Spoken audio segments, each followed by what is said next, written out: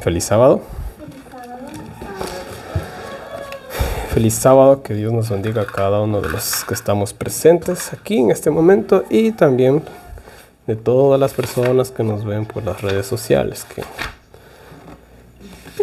por cada uno de estos estudios hay un mínimo de 500 personas que lo escuchan, entonces eso para mí ya es bastante. Entonces todo sea para honra y gloria de Dios, ¿no? Porque la idea de esto es que puede llegar al mayor número de personas posibles. Esa es la voluntad de Dios, ¿no? Y bueno, hemos estado estudiando. ¿Qué estamos estudiando? El cuerno pequeño. Que de pequeño no tiene grande, pero bueno. Llamémosle el cuerno pequeño, ¿ya? Y ahí en la semana pasada estudiamos el tema número 2. Y esta semana vamos a estudiar el tema número 3. Y para rectificar lo estudiado, nosotros específicamente estamos hablando del sistema del papado. ¿Ya? Ese es el foco. No estamos hablando contra los católicos. No queremos ser malentendidos. Estamos hablando del papado y de su sistema. Cuando yo cojo y digo, a mí no me parece bien el gobierno del Ecuador, no estoy hablando en contra del Ecuador, ni en contra de la nación ecuatoriana. Estoy hablando en contra de los políticos que lastimosamente representan muy, pero muy mal este hermoso país. Y eso pasa en todos los países del mundo. Ya, entonces, acá es lo mismo, ¿no? Básicamente. Entonces vimos que arrancó a 3. ¿Cuáles fueron esas 3 que arrancó? Las 3 tribus bárbaras, los herúrulos, los vándalos y los ostrogodos. Tenía un tiempo determinado. ¿Cuál era el tiempo del papado? ¿Cuál era el tiempo determinado?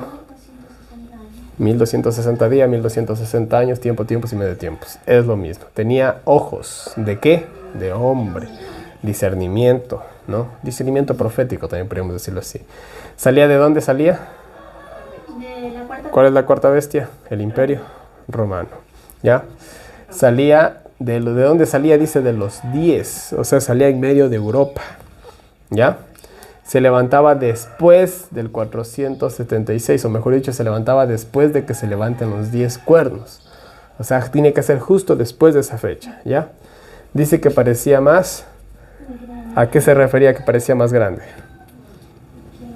A su poder, a su influencia, ¿no? Y también es diferente. ¿En qué sentido es diferente? En que su gobernante, así como es gobernante de la iglesia, también es gobernante del Estado. O sea, es una amalgama entre política y religión, ¿ya? ¿Qué más decía? Que vencía a los... Y bueno, ya vimos todo eso, ni para qué. Y también el tema que vimos la semana pasada era que dice... ¿Cuáles eran las 2 blasfemias específicamente que dice el papado hasta el día de hoy? Ya, muy bien. Se hace pasar por Dios. Y la otra blasfemia es que puede, o dice poder, perdonar pecados o absolver pecados. Es lo mismo, ¿ya? Entonces, esas han sido hasta ahorita 10 características. Ya hoy vamos a estudiar la número 11. Y después de eso vamos a estudiar muchos más, pero bueno. Ahora miren, rectificando, ¿no? Por estas características que nosotros vamos leyendo aquí, nos damos cuenta que el papado no puede ser cualquiera. No es que se puede levantar alguien X, sea quien sea, una persona influyente o un político, y decir, yo soy el anticristo. El anticristo específicamente no es una persona, es un poder, es un sistema. Según como lo describe el libro de Daniel, nosotros no estamos imponiéndonos sobre la palabra de Dios. La palabra de Dios es específica, da las características de cómo, de dónde y cómo va a salir el cuerno pequeño y qué características tiene. Entonces nosotros hemos visto todas esas características que están en el libro de Daniel capítulo 7. Y ahí está, dice blasfemias, venció a los santos. Entonces, ¿qué sistema religioso o político? Bueno, religioso obviamente tendría que ser, ¿no? Porque se está oponiendo al ministerio de Dios. ¿Qué sistema religioso cumple estas características? ¿Será que estas características le puede caer un decir, ¿no? A la iglesia adventista, o le puede caer al comunismo?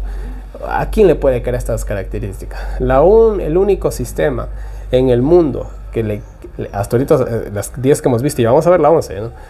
Que le puede encajar esto es al papado. Es al papado, totalmente, ¿no? E incluso si un ateo viniera y escuchara estos temas sin la necesidad de creer en la palabra de Dios o de creer en Dios, él tranquilamente se diera cuenta que estos pasajes bíblicos están hablando del sistema del papado, ¿ya?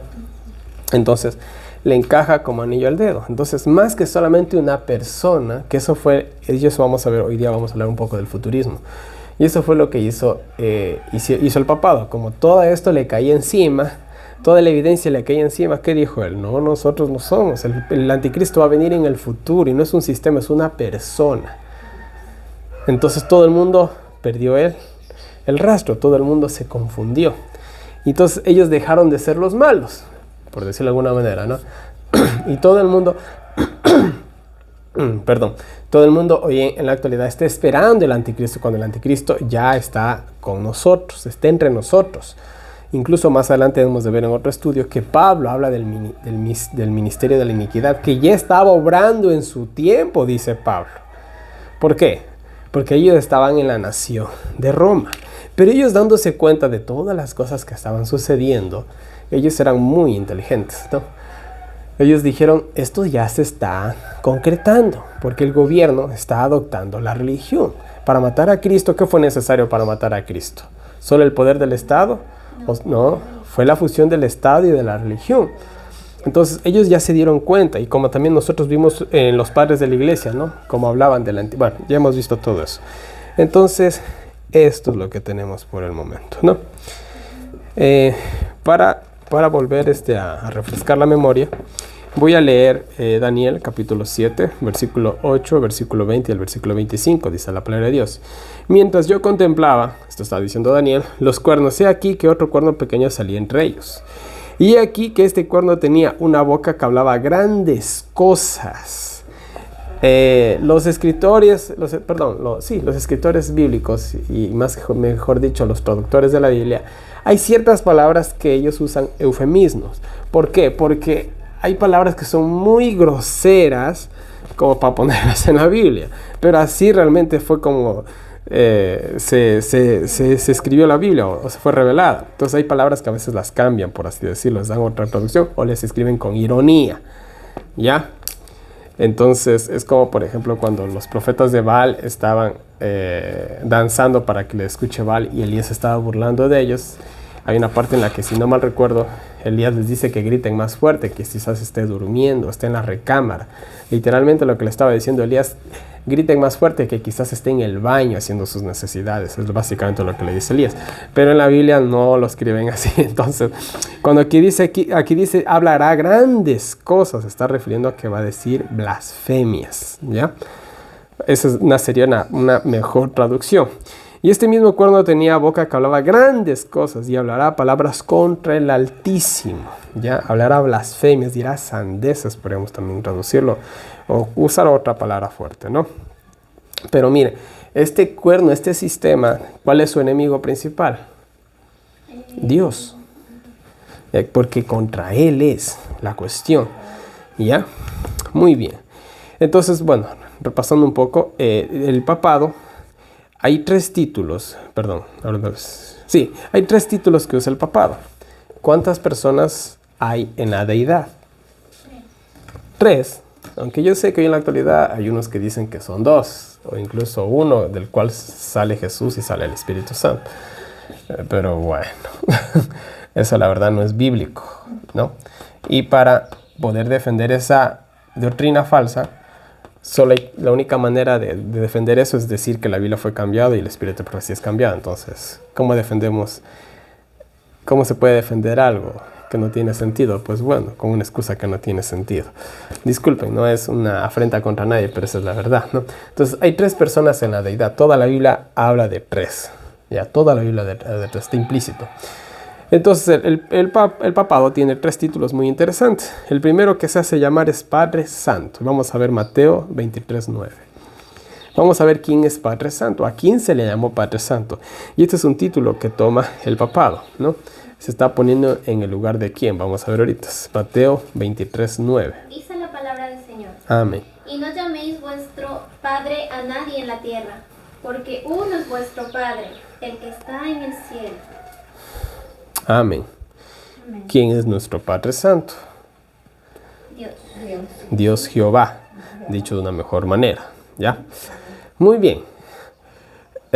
Y también podemos ver en Juan 17:11, dice la palabra de Dios, Padre, dice, la única vez en todas las Sagradas Escrituras que aparece el título Padre Santo es cuando Jesucristo se refiere a su Padre Celestial durante la oración por sus discípulos, y eso está en Juan 17:11, ¿no? Entonces, pero el papá dice, yo soy Padre Santo, ¿no? Bueno, también se toma el título del representante de Cristo en la tierra. Madre mía, pero bueno, un momento por favor. Ya. El representante de Cristo en la tierra. Pero ¿quién es el representante de Cristo en la tierra? Yo voy a dar lectura San Juan 14, versículo 16 al 18 y versículo 26 y capítulo 16 y versículo 7, dice la palabra de Dios. Y yo rogaré al Padre y os dará otro consolador, para que esté con vosotros para siempre, el Espíritu de verdad, el cual el mundo no puede recibir porque no le ve ni le conoce, pero vosotros le conocéis, porque mora con vosotros y estará en vosotros. No os dejaré huérfanos, vendré a vosotros, mas el Consolador, el Espíritu Santo, a quien el Padre enviará en mi nombre, Él os enseñará todas las cosas y os recordará todo lo que yo os he dicho. Pero yo os digo la verdad, os conviene que yo me vaya, porque si no me fuera, el Consolador no vendrá a vosotros, mas si se fuere, os lo enviaré, ¿no? Entonces, ¿cuál es el representante de Cristo en la tierra? Es el Espíritu Santo, ¿ya? En un sentido muy hermoso, voy a explicar algo. Hay personas que dicen el Espíritu Santo es el Espíritu de Cristo o el Espíritu de Jesús. No lo es. La cuestión es esta: cuando Jesús vino a la tierra, y voy a explicar un tema muy amplio en pocas palabras. Cuando Jesús vino a la tierra, Él tomó nuestra humanidad, la humanidad humana, que nosotros como somos humanos lo entendemos perfectamente. La cuestión es que Él jamás va a volver a ser enteramente Dios, en el sentido de como Él tiene ahora un cuerpo físico, Él está limitado justamente por las limitaciones que tenemos los seres humanos. Los seres humanos, si pudiéramos inventar la tecnología de teletransportarnos, sería la manera más rápida de podernos mover de un lado a otro, ¿ya? Pero no podemos ser como Dios, que Dios es omnipresente, Él puede estar en cualquier lado. Este es un tema bien amplio, ¿no? Pero bueno, lo dejo nomás ahí. Entonces, por ende mismo que Jesús, después de adoptar la humanidad, perdió su omnipresencia. Él no puede estar en todos lados. Y es por eso que en ese momento, al menos a partir del Nuevo Testamento, se denota una acción más amplia del Espíritu Santo. Porque antes de eso, vamos a decirlo así, por usar una palabra humana, no, su papel no era tan necesario. No es que no era necesario, no era tan necesario como lo fue después de la encarnación de Cristo, ¿sí? Pero pues, vuelvo a repetir, pero justamente por las limitaciones humanas, Jesús tuvo que utilizar de una manera más amplia al Espíritu Santo, ¿ya?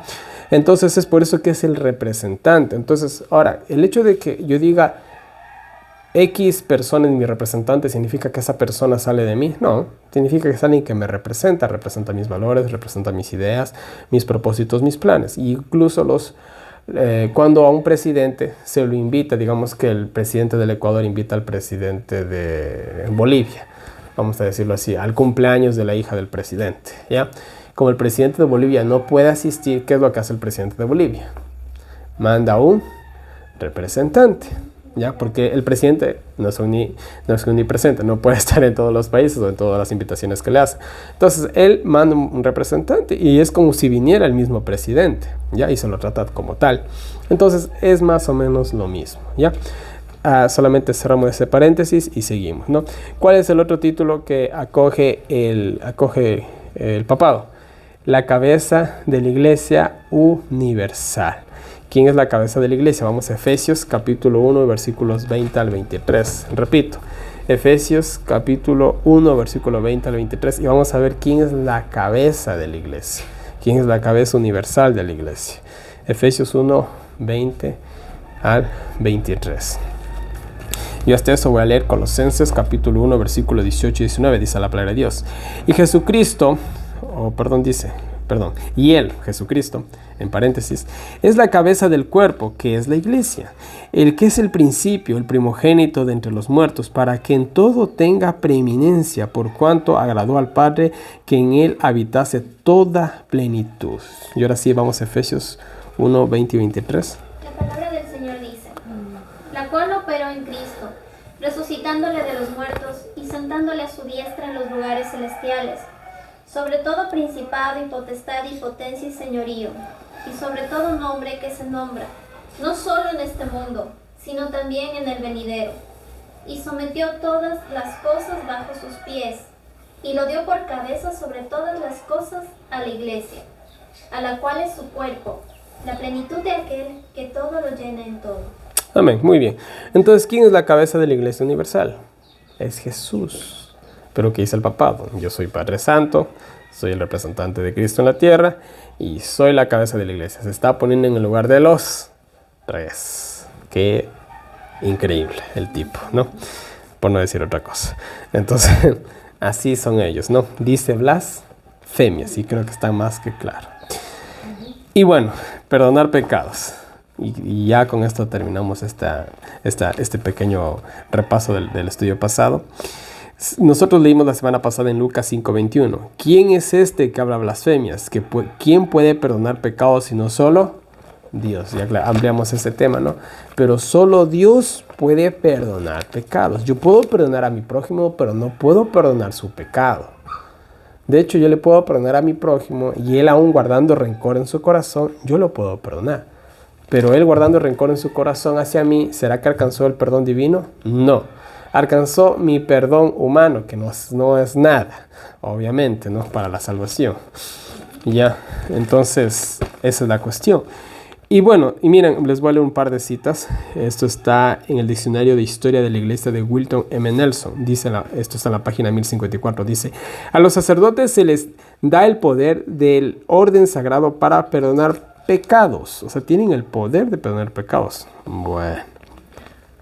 Otra cita en este mismo diccionario dice, el sacerdote toma el lugar del Salvador mismo, o sea, de Jesús. Y al decir ego te absolvo, absuelve de pecado. Escuchen bien esto, requiere toda la omnipotencia de Dios el perdonar un simple pecado, pero aquello que solo Dios puede efectuar mediante su omnipotencia, lo puede hacer también el sacerdote al pronunciar ego te absolvo a peccatis tuis. Bueno, creo que así se pronuncia, no sé el latín. Entonces, imagínense, el papa o el sacerdote, mejor dicho, ni el papa, hablemos de los sacerdotes nomás, tienen el poder de Dios, el Padre. Porque no nos olvidemos, ¿quién es el que puede perdonar pecados? Dios el Padre, ni siquiera Jesús, básicamente. Porque Jesús está intercediendo por nosotros. ¿Ya? Démonos cuenta de eso. ¿Ya? Dios el Padre es el que dice sí o no. Porque Jesús, cuando estudiamos el santuario, nos acordamos, ¿no? ¿Cuál es el papel de Jesús? Interceder por... Yo rogaré al Padre por vosotros. Se están poniendo en el lugar del Dios Jehová. Es increíble. Y bueno. Pues los curas dicen que ellos se fundamentan en que todo lo que sea atado en el cielo será atado en la tierra. Y todo lo que sea desatado en el cielo será desatado en la tierra. Y que por eso ellos pueden perdonar pecados. Bueno, ese es otro tema, ¿no? Pero supuestamente es así. Ya, supuestamente es así. Pero esto habla obviamente de las es como el Padre Nuestro que dice, perdona nuestras ofensas como nosotros perdonamos a los que nos ofenden. Entonces, si yo aquí, o sea, yo cómo puedo amar a Dios y odio a mi prójimo, más o menos es a eso que se refiere. Ya en ese sentido, no en el sentido de lo que yo digo, arriba me hacen caso, es todo lo contrario, ¿no? Pero es una mala interpretación del texto, ¿no? Bueno, y la última cita dice, pero debiéramos maravillarnos aún más cuando en obediencia a las palabras de sus sacerdotes, Dios mismo, escuchen bien lo que dice, Dios mismo desciende sobre el altar, acude allí donde se lo llame, lo desplazan a su voluntad, Dios mío, bueno, a su voluntad de un sitio a otro. Pueden, si así lo desean, confinarlo al tabernáculo o exponerlo en el altar, o llevarlo fuera de la iglesia. Pueden, en caso de quererlo así, comer su carne, hablando de la famosa hostia, y darlo por comida a otros. El sacerdote puede, en cierto modo, ser llamado creador de su creador. O sea, ellos en el acto de la comunión, y estos son citas católicas, ¿no? Yo no estoy diciendo nada extraoficial. En el acto de la comunión, vamos a decir que esto es una hostia, ellos literalmente crean a Cristo, crean literalmente la carne de Cristo. Y supuestamente uno se la come, eso es canibalismo. Ya. Y esas prácticas se hacía, o sea, en adoración a las deidades paganas, que tú pasabas a tu hijo por el fuego y se practica un montón de cosas que no quiero ni mencionarlas, la verdad, ¿no? Entonces, bueno, esas son las creencias de la Iglesia Católica, ¿no? Una total blasfemia. El simple hecho, miren, si a veces uno como ser humano, cuando alguien nos manda, y a veces nuestros propios padres que tienen toda la autoridad, y a uno lo tienen por un lado y lo tienen para otro, uno se enoja. Imagínense ahora ellos, que cogen a Dios como si fuera un títere, por usar una palabra bastante amable, ¿no? Entonces, mira, ahora sí vamos a ver la característica número 11, que es, esta es muy interesante, cambia los tiempos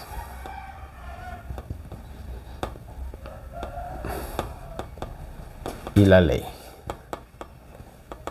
Y bueno, ahí dice justamente lo que estaba diciendo Steffi, ¿no? Cambia los tiempos y la ley.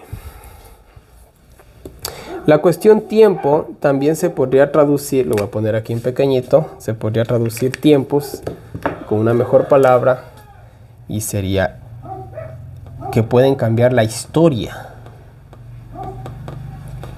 tal cual como está escrita. ¿Ya? Pueden cambiar la historia, o dicho de una mejor manera, dirigir el curso de la historia. Y bueno, sí lo han hecho, de hecho, ¿no? De hecho, sí lo han hecho y lo están haciendo. Y eso hablamos la semana pasada, que en la actualidad publicar ciertas cosas en redes sociales es imposible. O sea, es literalmente imposible. El video no te dura, pero ni 5 segundos. Bueno, 5 minutos, digamos, ya. Y te lo borran, te lo eliminan. Y simplemente te pone, y a mí me han eliminado un montón de videos, te pone este video está contra las normas de la comunidad de YouTube, o este video tiene cierta desinformación, y no te dan otra excusa, no puedes recuperarlo, no puedes ni siquiera, cuando uno sube un video en YouTube, uno lo puede tener de manera privada y uno lo puede ver, si uno quiere, en su propia cuenta, uno mismo, pero ni a eso le dan opción a uno. O sea, el video no lo puedes ver ni tú, ni nadie, ni creo que ni ellos mismos. Ya, entonces ellos cambian la historia a su antojo, ¿no? Entonces vamos a Daniel 7:25, por favor. Vamos a Daniel 7:25. Y aquí vamos a expandirnos justamente en el tema número 11, en el punto número 11. Y hablará palabras contra el Altísimo, y a los santos del Altísimo afligirá, y pensará en mudar los tiempos y la ley, y entregados serán en su mano hasta un tiempo y tiempos y en medio de un tiempo. Muy bien, ahí dice, ¿no?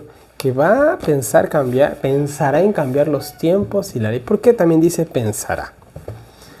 Porque aunque ellos lo han intentado con muchas ansias, siempre hay un pequeño grupo de personas, más adelante en Apocalipsis se lo llama el remanente, que se resiste, vamos a decirlo así, a estas mentiras, ¿ya? Entonces siempre a lo largo de la historia, Dios siempre ha tenido un pequeño grupo, un remanente de hijos verdaderos que han defendido la verdad, ¿ya? De la mejor manera posible, ¿sí? En 2 de Timoteo 3:16 nos dice que toda la escritura es inspirada por Dios. Toda la escritura es inspirada por Dios. Toda la escritura es inspirada por Dios, ¿ya? Y así que si alguien viene y dice, no, es que este pasaje está mal hecho, mal traducido, tiene un problema con Dios, ¿ya? Punto número 1. Segundo, ¿cómo se escribió la Biblia? La Biblia tiene más o menos, se tardó como 1500 años, ¿sí? 1500 años, 1600 por ahí, en recopilarla toda, hasta como la conocemos del Antiguo al Nuevo Testamento. ¿Cuántos autores tuvo la Biblia? Alrededor de 40. La mayoría de ellos nunca se conocieron, ¿ya? Lo interesante de la Biblia es que la Biblia no se contradice, aunque hay personas que creen que sí, La Biblia no se contradice, es un solo cuerpo. Es como si hubiera sido escrito por un solo autor, y fue así. Los hombres, los profetas, los apóstoles, los reyes, también que hubieron reyes que escribieron la Biblia, ¿no? Nunca escribieron lo que ellos pensaban, sino lo que le inspiraba el Espíritu Santo. Lo voy a poner de una manera más práctica. Si nosotros cogemos a un par de poetas y los ponemos a escribir de amor, ¿será que se contradice? No. Ellos van a escribir de amor, uno de una manera, el otro de otra manera. E incluso podrían hacer hasta un poema juntos, ¿no? Ya. Entonces, de igual manera, la palabra de Dios ha sido inspirada por el Espíritu Santo. Fue el Espíritu Santo, por así decirlo, quien dirigió a esos hombres. Es por eso que es tan perfecta en ese sentido. Fue escrita por una mano humana, pero por inspiración divina. Pero hay una pequeña excepción. Hay una sola parte de la Biblia que no fue escrita por hombres, sino por Dios mismo. Los 10 mandamientos.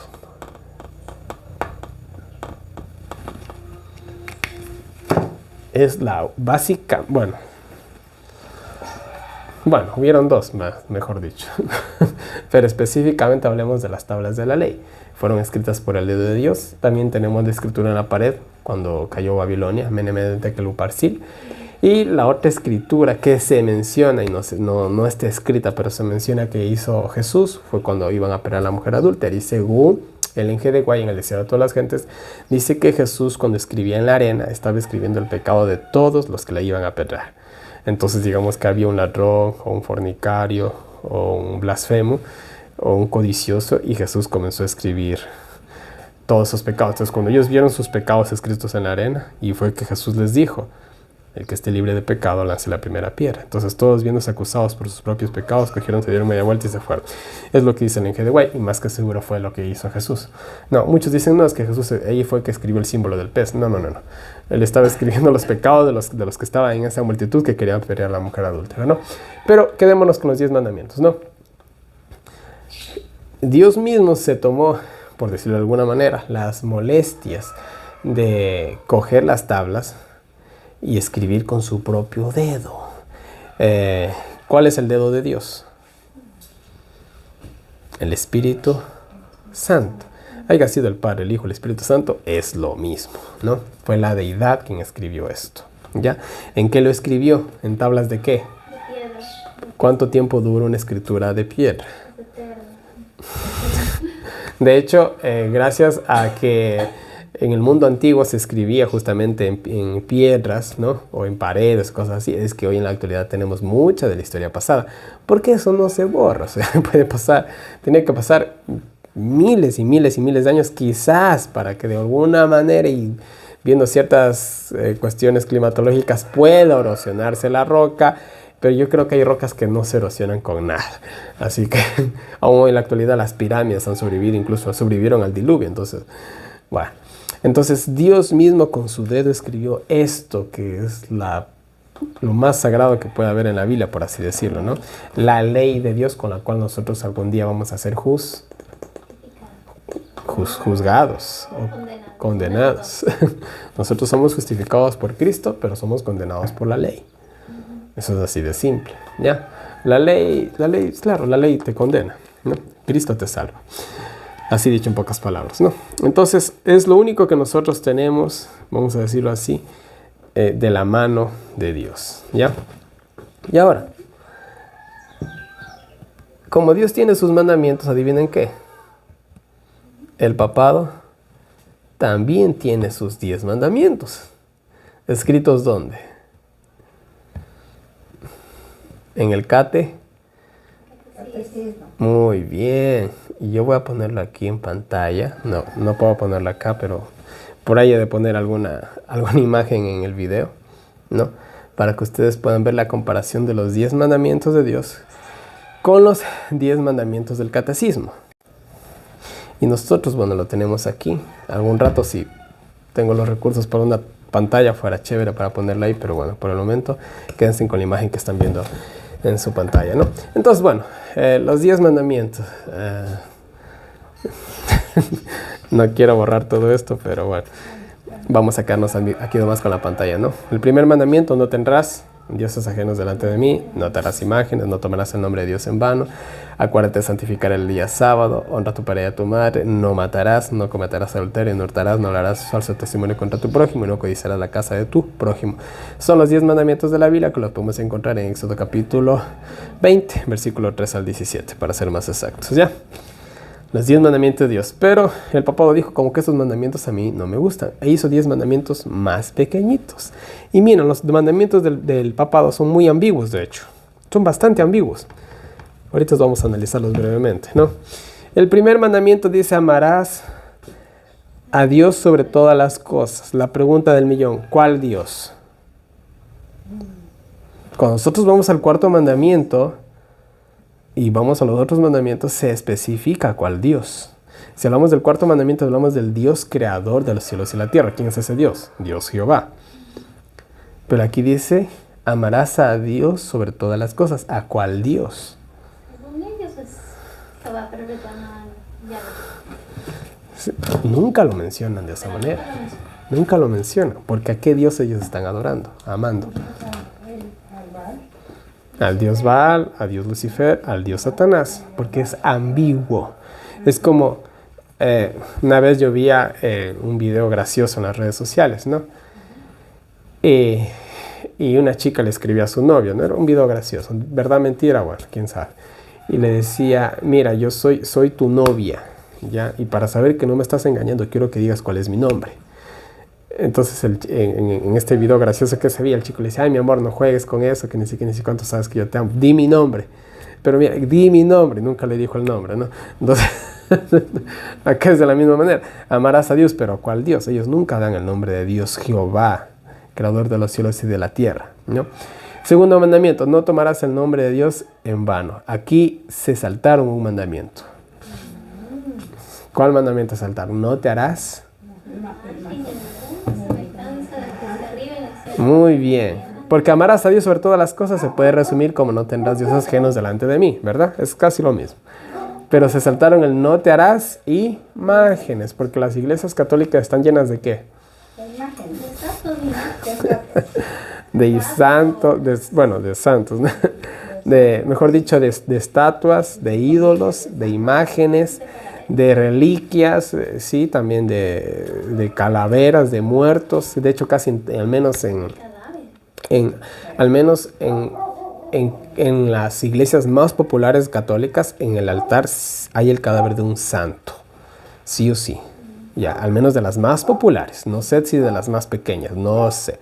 Entonces, primer mandamiento: amarás a Dios sobre todas las cosas. Segundo: no tomarás el nombre de Dios en vano. Se saltaron al tercero. Santificarás las fiestas. ¿A qué fiesta se refiere? Y eso ya vamos a verlo más despacito. Honrarás a tu padre y a tu madre. ¿Ya? No matarás, no cometerás actos impuros. Ni siquiera especifican la cuestión del adulterio. Solamente dice actos impuros. ¿A qué se puede referir eso? ¿Será que se puede referir a adulterio o fornicación? Bueno, no sé. Simplemente dice no cometerás actos impuros. No robarás, no darás falso testimonio, ni mentirás. Y aquí tenemos un mandamiento que se parte en dos: no consentirás pensamientos ni deseos impuros, que es básicamente el 10º mandamiento: no codiciarás, porque el codiciar es un acto de la mente. Tú, para robar algo, ¿qué es lo primero que haces? Lo ves, lo codicio y lo robo. Entonces, un acto de la mente. Yo una vez me acuerdo, estaba hace muchos años, hace más de 10 años pues. Me fui a golpes con un chico que pero yo ya tenía unos 15 años por ahí. Era un muchacho. Y yo me acuerdo que yo, para irme a golpes con ese chico, yo lo primero que hice fue pensarlo, porque ya me tenía harto, sinceramente. Entonces yo estaba tranquilo, me molestó y yo perdí el control. Entonces, por un instante yo mismo me dije: Nelson, ¿vas a pelear? O sea, yo mismo me hice esa pregunta y yo cogí y se de un lado a la razón y me fui a golpe. Pero fue golpe de muchachos, no nos dejamos ni un morado, ¿no? Entonces, primero yo lo pensé, ¿no? Entonces, siempre cuando nosotros vamos a hacer un pecado, primero se piensa. Y así o sí hay un momento en el que uno piensa y uno o deja de pensar o deja de hacer caso a la voz del Espíritu Santo, se diría de una mejor manera, o simplemente hace las cosas bien y dice: no, razonemos bien, no hagamos eso, ¿no? Entonces, no consentirás pensamientos ni deseos impuros, no codiciarás los bienes ajenos. O sea, pensamientos ni deseos impuros, no codiciarás la mujer de tu prójimo. O sea, es el 10º mandamiento partido a la mitad. ¿Ya? Porque ahí están, pensamientos ni deseos impuros, no codiciarás a la mujer de tu prójimo. Se puede tranquilamente decir de esa manera. Entonces, ¿ellos qué hicieron? Sacaron 2 mandamientos muy específicos. ¿Cuáles mandamientos específicos sacaron ellos del catecismo? Ajá. Sacaron el 2.º mandamiento y el 4.º mandamiento, los más específicos. Y dijeron, tenemos 8. ¿Y ahora qué hacemos? Entonces partamos un mandamiento a la mitad y aquí no ha pasado nada. Y yo me acuerdo una vez, hablaba con un hombre, una excelente persona, pero católico bien acérrimo el hombre, porque cuando él era niño, él vio un milagro, una larga historia. Bueno, y estábamos, ya tenemos algunos estudios con él, y llegamos al estudio de los mandamientos.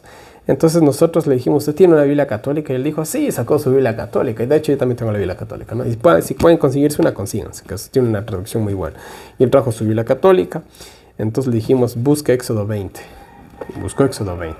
Cuando comenzó a leer los 10 mandamientos, él se quedó estupefacto, literal, porque él dijo, pero estos no son los que están en el catecismo, no son los 10 mandamientos que me han enseñado toda la vida. Y él se quedó helado totalmente, porque él se topó con una dura realidad y él dijo, mañana mismo voy a buscar al cura de la iglesia y le voy a decir que me explique esto. Porque una cosa es lo que dice el catecismo y otra cosa es lo que dice. Entonces ahora, nosotros, ¿con qué nos quedamos? ¿Con el catecismo o con la Biblia? ¿O nos quedamos con la palabra del pastor o con la Biblia? ¿O nos quedamos con un comentario de un X libro o con la Biblia? ¿Con qué nos quedamos? Pero, siempre tiene que ser la Biblia. Por ejemplo, en ese caso me parece muy bueno que el Señor haya despertado y se haya dado cuenta que no era correcto lo que a él enseñaron. Sin embargo, hay católicos que lamentablemente se aferran al engaño y a pesar de que saben que no es bíblico, siguen defendiendo esa postura de los 10 mandamientos incorrectos o doctrinas que no corresponden a la Biblia. Entonces eso es lo que no se debe hacer, porque la Biblia nos dice que es de Dios la palabra de Dios hoy. Eso tiene una sola palabra. Tradición. Yo nací católico y me moriré católico. Y se acabó. Yo, por ejemplo, yo casi soy nacido adventista, pero yo me he cuestionado mi propia fe. Entonces ellos se quedan con esto, la tradición, y se acabó. Entonces es muy cómodo estar en una, vamos a decirlo así, en una posición, no toda la vida, y no cuestionarse ni pensar. Al menos esta sociedad actual no piensa. La sociedad actual no piensa. Hoy en la actualidad hablemos de los jóvenes que son más vulnerables, ¿no? Ven una moda de andar con los pantalones rotos totalmente, como los grandes artistas lo hacen, también lo hacen. Ven que una chica coge y se rapa la mitad del cabello, hacen lo mismo esas chicas con esos hermosos cabellos que tienen a veces. Entonces la gente no piensa, simplemente se lo deja llevar por tradición, por costumbre o por moda, podríamos también decirlo, ¿no? Es muy fácil disculpen la palabra, es muy fácil ser tonto. Solo tienes que seguir a los demás y no te cuestionas, no piensas en el mañana, nada, ¿no? Entonces eso pasa, ¿no? Con la cuestión de la tradición, y ya vamos justamente a eso ahorita, ya lo vamos a ampliar. Entonces miren,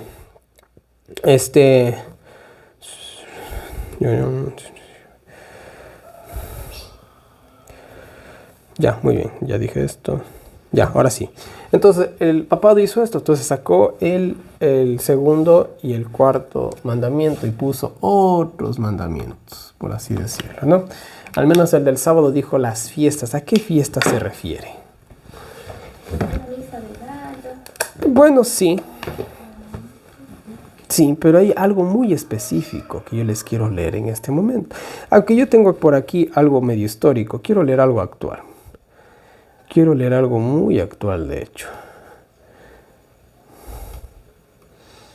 Les voy a leer... ¿A dónde me quedé? Ya, muy bien. Les voy a leer el punto número 237 de la encíclica Laudato Si, del Papa Francisco, sacado en el año 2015, ¿ya? Textualmente la cita dice así, yo les voy a poner ahorita en pantalla a ustedes. El domingo, la participación en la Eucaristía tiene una importancia especial. Ese día, así como el sábado judío, aunque el sábado no es judío, pero bueno, ellos lo dicen así, se ofrece como día de la sanación de las relaciones del ser humano con Dios, consigo mismo, con los demás y con el mundo. El domingo es el día de la resurrección, el primer día de la nueva creación, cuya primicia es la humanidad resucitada del Señor, garantía de la transfiguración final de toda la realidad creada. Además, ese día anuncia el descanso eterno del hombre en Dios.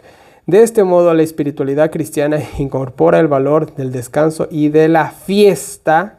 Ahí viene, y de la fiesta. El ser humano tiende a reducir el descanso contemplativo al ámbito de lo infecundo o innecesario, olvidando, que así se quita la obra que se realiza más importante, su sentido.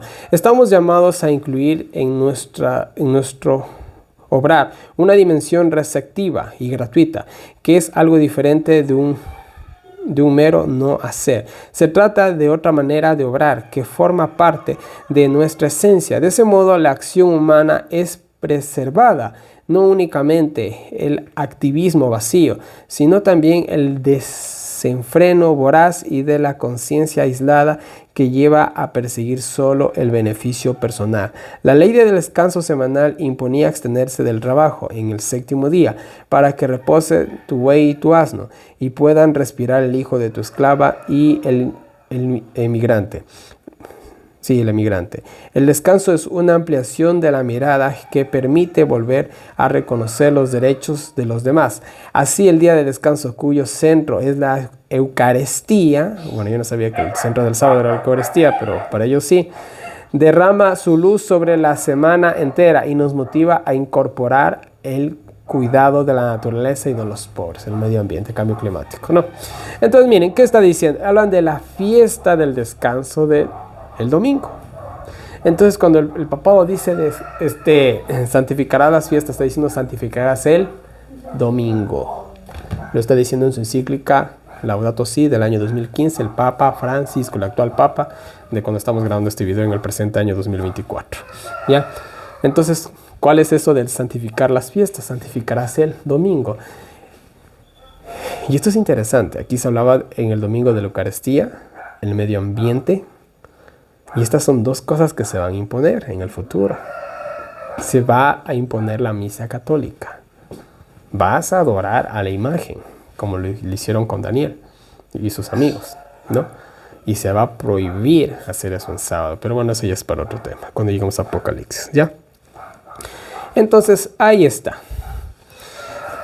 Esa es la fiesta del papado. En la santificación del domingo.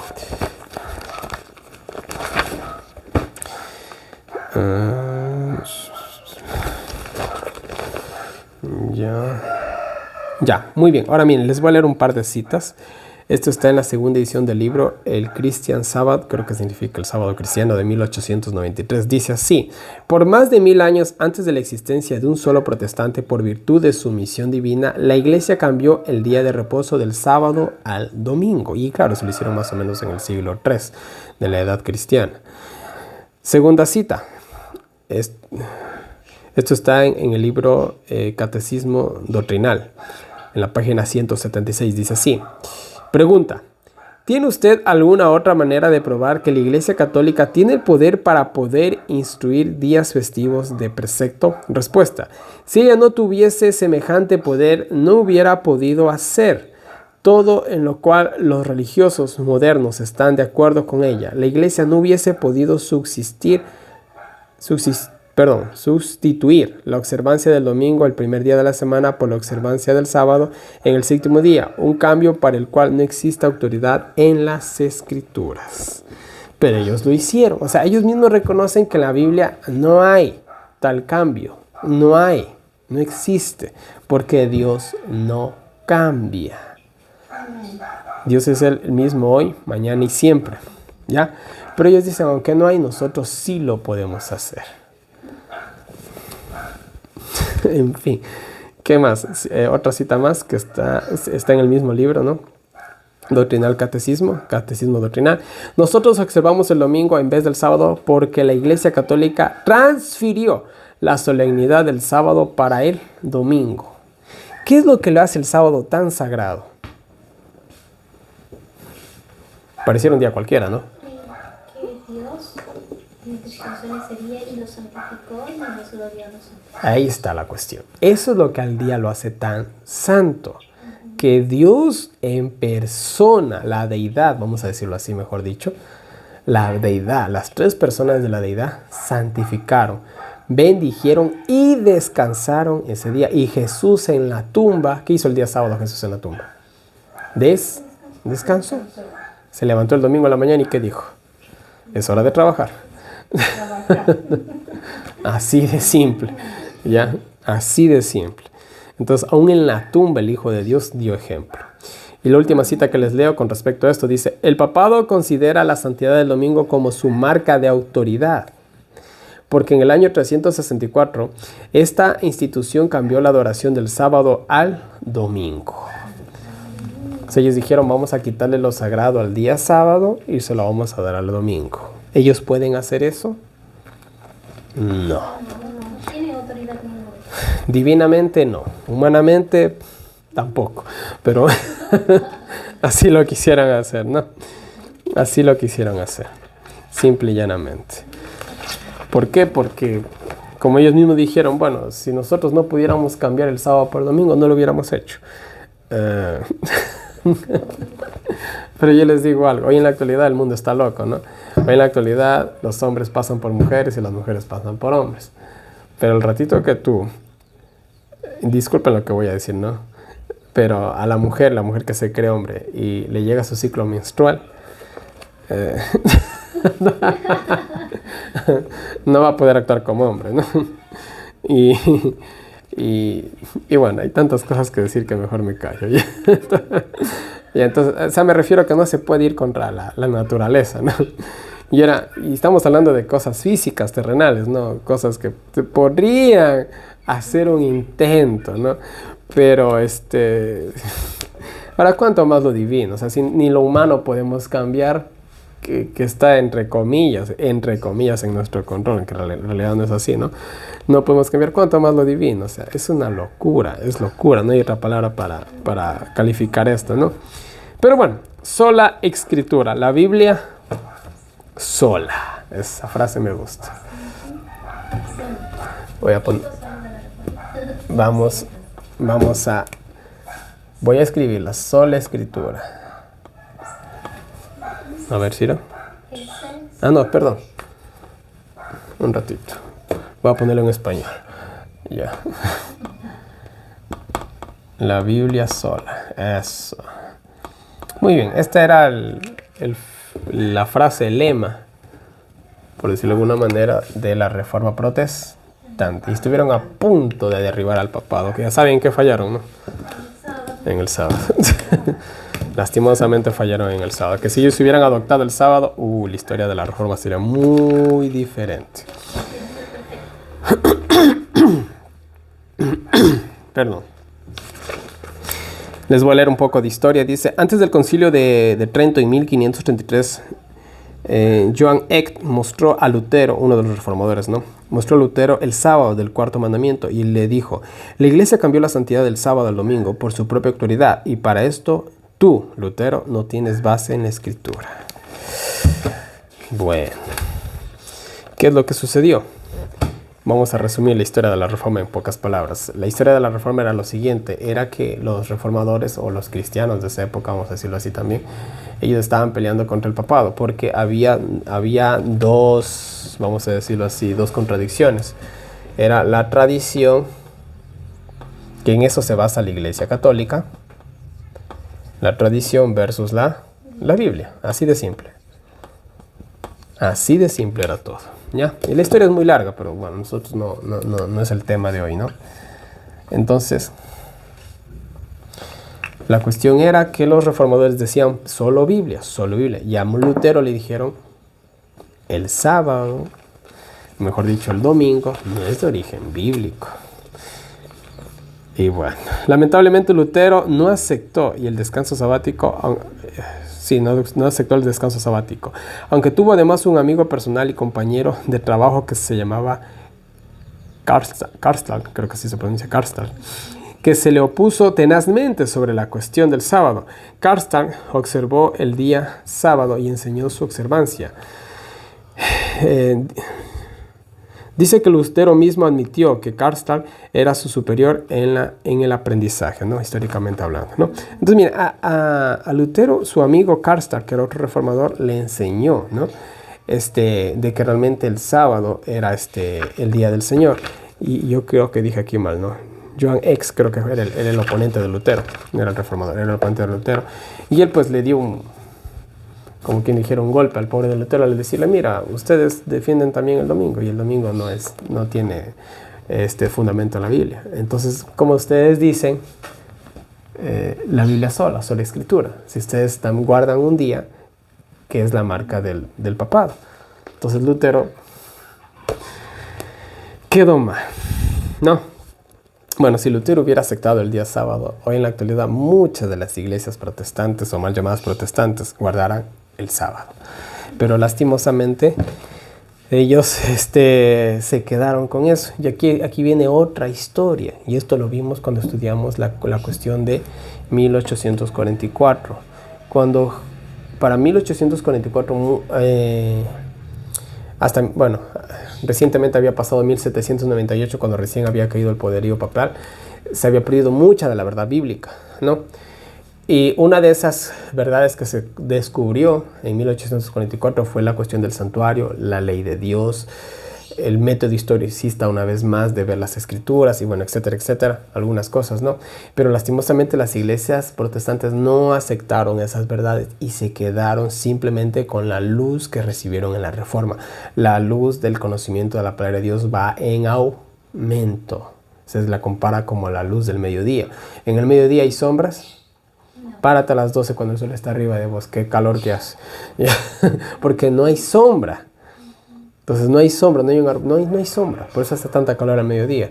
¿Ya? Entonces, de igual manera, si nosotros nos quedamos con cierto conocimiento bíblico y no avanzamos, hasta ahí llegamos. ¿Ya? Y eso le ha pasado al mundo protestante.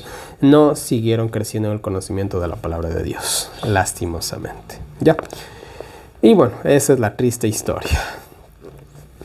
Y ahora, miren, en el concilio de Trento, que fue un concilio bastante largo, de 1545 a 1563, ¿cuántos años son? 18 años. Interesante que sea 18. Bueno, 18 años creo que es. 1545 a 1563. Sí, 18 años. 18 años. 6 más 6 más 6. Bueno. En el concilio de Trento se declaró que la tradición y la escritura serían fuentes iguales de la fe. Aunque en realidad a la final del concilio la tradición pesaba más que la Biblia. Y la Iglesia Católica está formada en la tradición. Como Julanito, el Papa Julanito, en el 1200 no sé cuántito, comenzó a canonizar santos sin respaldo bíblico, pero como es algo que ya se viene haciendo como 5 siglos, nos seguimos haciendo por tradición, ¿no? Entonces, esa es la cuestión. Yo nunca olvidaré, ya lo conté alguna vez que había una procesión católica donde yo vivo, y llegó una señora y estaba muy apresurada, me acuerdo, porque tenía que ir a la procesión, y yo, solo por molestarlo, ¿no? le digo, ¿y para qué hacen esa procesión a la Virgen? Le dije así. Y la señora dijo, es que nosotros tenemos fe en la Virgencita. Yo le digo, pero Dios en la Biblia nunca manda hacer ese tipo de cosas, le digo. De hecho, si usted estudia un poco la historia, los únicos que hacían eso eran las civilizaciones paganas que cogían a sus dioses y les daban la vuelta por todo el pueblo, porque en la Biblia nunca se ve nada así. Y la señora cogió y se hizo la desatendida y nunca más regresó a mi negocio. Entonces, ¿por qué lo hacía esa señora? Por tradición, porque lo hacía su abuelita, lo hacía su mamá, ahora lo hacía ella y lo estaba enseñando a sus hijos. Simple y llanamente por tradición, no por un escrito está. Nosotros, ¿por qué guardamos la ley de Dios? Porque está escrita en la palabra de Dios. Los católicos, ¿por qué guardan los 10 mandamientos del catecismo? Por tradición, porque no hay respaldo bíblico. No hay. ¿En qué momento cambiaron? Eso ya vamos a verlo ahorita. No, simplemente lo haces por tradición y se acabó. Bueno, en el Concilio de Trento, el 8 de abril de 1546, afirmó que la verdad revelada se contiene en los libros escritos y las tradiciones no escritas. Miren, en los libros escritos y las tradiciones no escritas está la verdad, según el Concilio de Trento. Y que la Iglesia recibe y venera ambos con igual afecto de piedad e igual reverencia, ¿no? Entonces, la tradición escrita o no escrita, para ellos pesa lo mismo. Increíble, ¿no? Bueno, y como les dije, al final del concilio, la tradición pesaba más que la palabra de Dios. Y lo ha demostrado la historia hasta el día de hoy, ¿sí? 18 de enero de 1563, el Concilio de Trento estableció que la tradición tenía más importancia que las escrituras, después de un discurso poderoso del arzobispo de Regio, en el cual él dijo que el hecho que la Iglesia Católica y Romana había cambiado el cuarto mandamiento, acuérdate del sábado para santificarlo, comprobaba claramente que la tradición era mayor que las escrituras. Y tiene razón. Para ellos la tradición pesa más que las escrituras. Porque claro, la Biblia te dice acuérdate del día sábado. La Biblia cuando habla del día domingo, que realmente lo llama el primer día de la semana, nunca habla de una santificación, una bendición o un descanso. Simplemente se mencionan ciertas actividades que se hicieron ese día y no se habla más.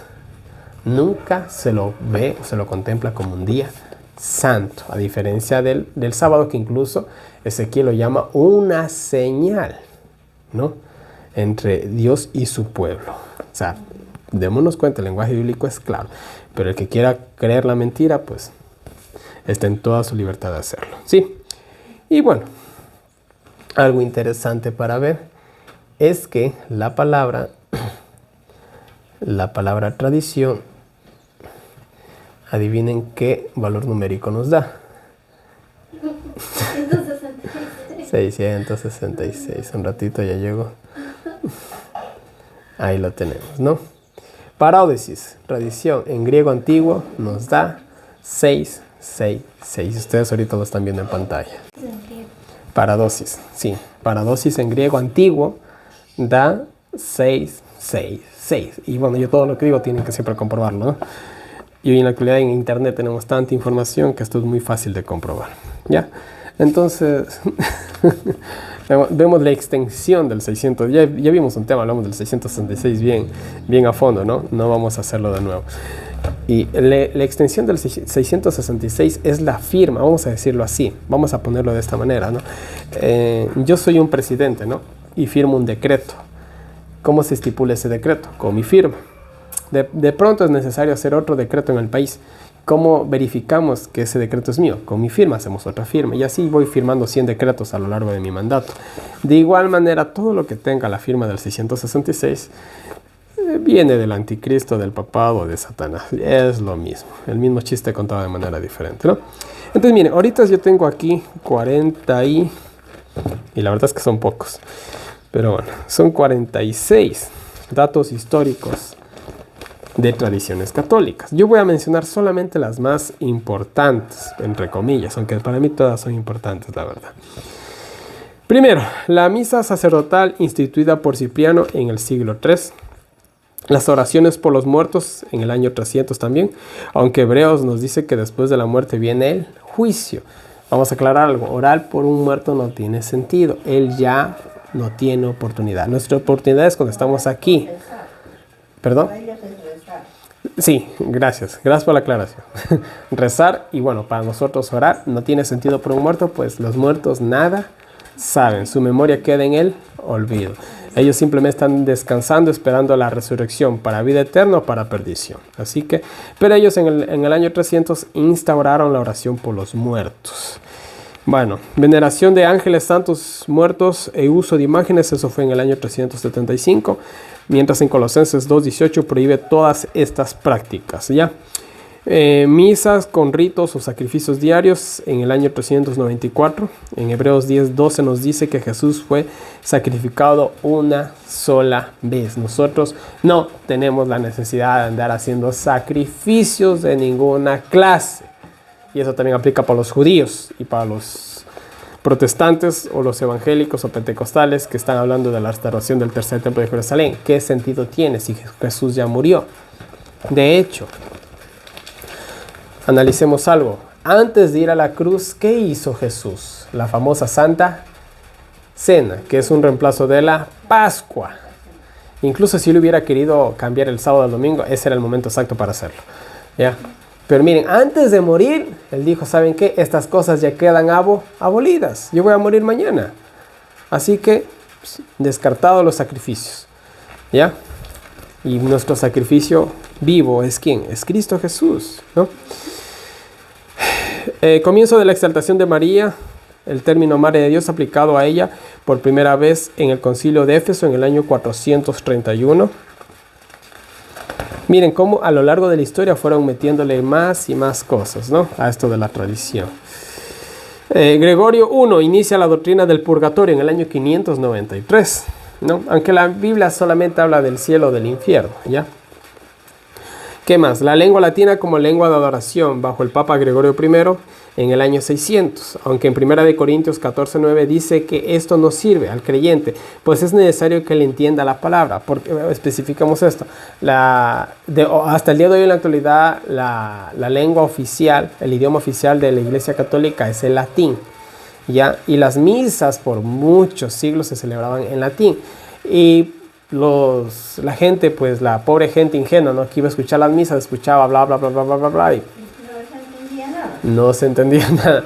Al igual que hoy en la actualidad ciertas religiones, los predicadores, y esto está pasando en el mundo adventista también, los predicadores cogen, se paran y comienzan y a veces es alguien que traduzca, ¿no? Que yo creo que ya venían con el tema hablándose hace un par de semanas, ya, y todos los que están abajo están, pero o tiene rabia o quién sabe qué tenga, un ataque epiléptico. O sea, disculpen que me mofe, pero es así, ¿no? Cuando se habla del don de lenguas en el libro de Hechos, se habla específicamente que cuando los apóstoles tenían el don de lenguas, todos los que estaban ahí les entendían. Y no era ninguna lengua extraña. Más que seguro es que el Espíritu Santo les dio la facultad de hablar en otro idioma. Más que seguro es eso, ¿ya? Porque ya habían más o menos como 14 naciones ahí, más o menos se mencionan como 14, creo que se mencionan en Hechos. Algo así, se mencionan algunas porque ellos estaban en un puerto y llegaban de todas partes del mundo, ¿no? Entonces, más que seguro eso. No es que ellos y es por eso que incluso los que estaban ahí se maravillaban y decían, pero estos no son gente sin educación y están hablando en griego, están hablando en no sé qué, no sé cuánto, ¿no? Entonces se quedaron maravillados por eso, ¿ya? Entonces, ese es el verdadero don de lenguas. Pero hoy en la actualidad, ese don de lenguas no es necesario porque el mundo es... O sea, hoy en la actualidad, con un celular, tú puedes traducir lo que sea. Incluso yo, esta semana, que yo te contaba a ti, hice una venta en mi negocio a una persona que no hablaba ni una pizca de español. Entonces, ella cogió su celular, me puso ahí y me escribió lo que ella quería y yo pues también le escribí y se concretó la venta. Entonces, ¿qué necesidad? O sea, estoy poniendo un ejemplo en un negocio, ¿no? Y ahora, aún más en la cuestión de las predicaciones, ¿qué necesidad? Y si el evangelio se predica en todos los idiomas. O sea, no hay necesidad de eso. Dios no es un Dios de espectáculos. No es un Dios de espectáculos. Por eso Poncio Pilato Herodes cuando lo vio a Jesús se decepcionó. Porque Jesús resucitaba muertos y hacía tantas cosas y Herodes quería ver algo. Y el otro no le dijo ni pío. Le dijo, regresan con Poncio Pilato, esto es un charlatán, no hace nada, por lo que dijo Herodes, ¿no? En fin, sigamos, ¿no? Disculpen el paréntesis, sigamos Oraciones ofrecidas a María, a santos muertos y ángeles en el año 600, cuando nosotros a quién tenemos que pedirle, a quién tenemos que orar, es a Dios, a nadie más. Besar los pies del Papa en el año 709, aunque Hechos 10, 25, 26 prohíbe este tipo de humillaciones ante otro hombre, y vemos que los apóstoles jamás permitieron eso, ni los ángeles en Apocalipsis 19. Veneración de la cruz, imágenes y reliquias autorizadas bajo la orden de la emperatriz Irene de Constantinopla durante un concilio bajo el Papa Adrián I. En el año 786 se comenzaron a poner todas estas prácticas. Agua mezclada con sal, yo no sabía que el agua bendita estaba mezclada con sal, pero bueno, agua mezclada con sal y bendita por el sacerdote en el año 850. ¿Ya? Juan XV comienza la canonización de los muertos en el año 995. Celibato sacerdotal mandatorio bajo Papa Gregorio VII en el año 1079, aunque en 1 Timoteo 3:2, capítulo también 4 y versículo 1 al 3, habla de que los líderes de iglesia, en este caso los ancianos o los pastores, podríamos usar una palabra actual, deben de estar casados, o deberían de ser casados, o pueden estar casados, también se puede decir así, ¿no? Pero eso sí, con una sola esposa, aclaremos. Entonces, el rosario adoptado de los paganos, ¿no? Por Pedro el Ermitaño. Esto fue en el año 1090. Aunque en Mateo 6, capítulo 6, versículos 5 al 13, Dios nos enseña a no hacer vanas repeticiones al orar. ¿Qué dice Jesús? No repitan lo mismo. ¿Y cómo es el rosario? ¿Cómo es el Padre Nuestro? Y todas esas cosas que no sé. Y repites lo mismo. Más que un perico. Un perico creo que se cansa hasta de repetir. Pero los que rezan lastimosamente, pobrecitos, ¿no? En fin. No, entonces, y algo interesante, ¿de dónde viene el rosario? Del budismo. De hecho, si nosotros buscamos una imagen en internet de Buda, lo vamos a ver a Buda con su rosario. ¿Ya? Entonces, de ahí viene el rosario. ¿Ya? Así de simple. Sí. A ver, para hacer invocaciones de cierto tipo de demonios o entidades, se usa la repetición. Por eso Dios manda a no repetir. ¿Me hago entender? Entonces, eso es un tema más amplio, pero dejémoslo ahí. Ya. Entonces, no es... De hecho, cuando se ven esas sesiones de espiritismo y esas cosas, esas invocaciones se repite y se repite. Bueno, pero eso es otro tema, ¿no?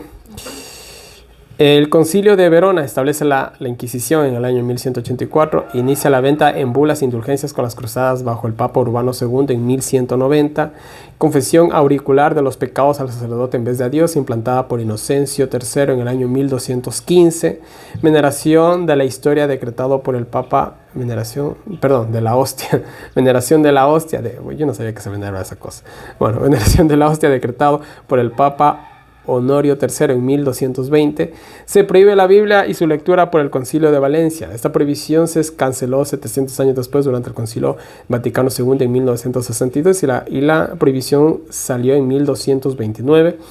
El purgatorio, proclamado como dogma de fe por el Concilio de Florencia en 1439. La tradición y la Biblia son declaradas de igual autoridad en el Concilio de Trento en 1546. Libros apócrifos no canónicos son añadidos a la Biblia por el Concilio de Trento en 1546. Qué excelente jugada, ¿no? Porque de esa manera también confundes, porque yo no he leído, la verdad, los libros apócrifos, pero he escuchado lo que contienen.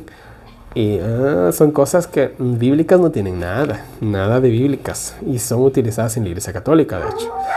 La Inmaculada Concepción de María, promulgada por Pío IX en 1854. Y bueno, la Inmaculada Concepción de María es que supuestamente María nació sin pecado, ¿no? Y es por eso que los católicos creen que se puede rezar a María. Entonces yo digo, si María rezó sin pecado y se puede rezar a María, ¿para qué murió Cristo? No tiene sentido. Murió por nada. Si esa fuera la realidad, ¿no? Pero sabemos que no es la realidad. María, aunque fue una mujer muy bendecida, fue una mujer más en este mundo, como lo somos cualquiera de nosotros, sin capacidad de salvar a nadie. En ese sentido, ¿ya? No tenemos la capacidad. El ser humano pecaminoso no tiene la capacidad de salvar a nadie, ni de salvarse a sí mismo, así de simple. Entonces María fue una mujer más, fue la madre del Hijo de Dios y toda la cosa, pero es una mujer más. O sea, incluso Jesús dice: yo soy el camino, la verdad y la vida, y nadie viene o va al Padre si no es por. Entonces hay gente que dice: no, es que María y los santos es otro camino. No hay más caminos, no hay más caminos. Eso es así de simple, solo hay un camino. El Concilio Vaticano asegura la infalibilidad del Papa en materias de fe y moralidad en 1870. El Papa Pío XI condena las escuelas públicas, no les gusta mucho la educación pública a ellos, en 1930. Claro, antes, ¿de quiénes eran las grandes universidades antes? De los papas. Tenían el dogma católico, ellos manejaban la educación. Hoy en la actualidad, ¿quién maneja la educación? El Estado. Tú y yo, cuando estudiamos, cuando éramos niños, al menos yo me acuerdo, y no sé si era allá también, allá en Quito, me imagino que sí, llegaba, llegaba el año escolar, uno asistía un par de semanas a la escuela y la maestra mandaba la lista de los libros que se iba a ocupar para ese año. Y yo le llevaba la lista a mi papá y mi papá renegaba que por qué piden estos libros. No, porque él tenía 4 hijos, entonces se le hacía una carga muy pesada, ¿no? Éramos 4 hermanos, mejor dicho, ¿no? Entonces antes los profesores pedían los libros de educación, hoy no, hoy los da el Estado. Y una vez me sorprendí que mi sobrina me coge y me dice, tío, ¿qué es esto? Y yo veo historia de los Illuminatis en Ecuador, hasta en Estados Unidos te creo, pero en Ecuador sí, ahí tenían la historia de los Illuminati. ¿Y esto en qué estaba? Le dije así. Y digo, ¿vos qué haces con esto? Ni yo tengo siempre esta información. Y estaba en... Y les pueden enseñar también estas cuestiones de la ideología de género y un montón de tonterías más. En fin, la educación viene del Estado. ¿Y el Estado a quién le sirve? ¿Cuál es la religión oficial del Ecuador? El catolicismo. Y de muchos países más, ¿no? Al menos aquí en Occidente. Entonces, una vez más tienen el control de la educación. E incluso mi hermano menor se graduó de un colegio jesuita. Él no sabía. Cuando se graduó se enteró. Porque él estudió a distancia, ¿no? No recibió ninguna instrucción católica, ¿no? Pero me sorprendió cuando estaban entregando los títulos, cogieron y dijeron el colegio José María Vélez a distancia jesuita. Yo me quedé loco y yo le bromeaba a él diciéndole, tú eres jesuita, le decía, ¿no?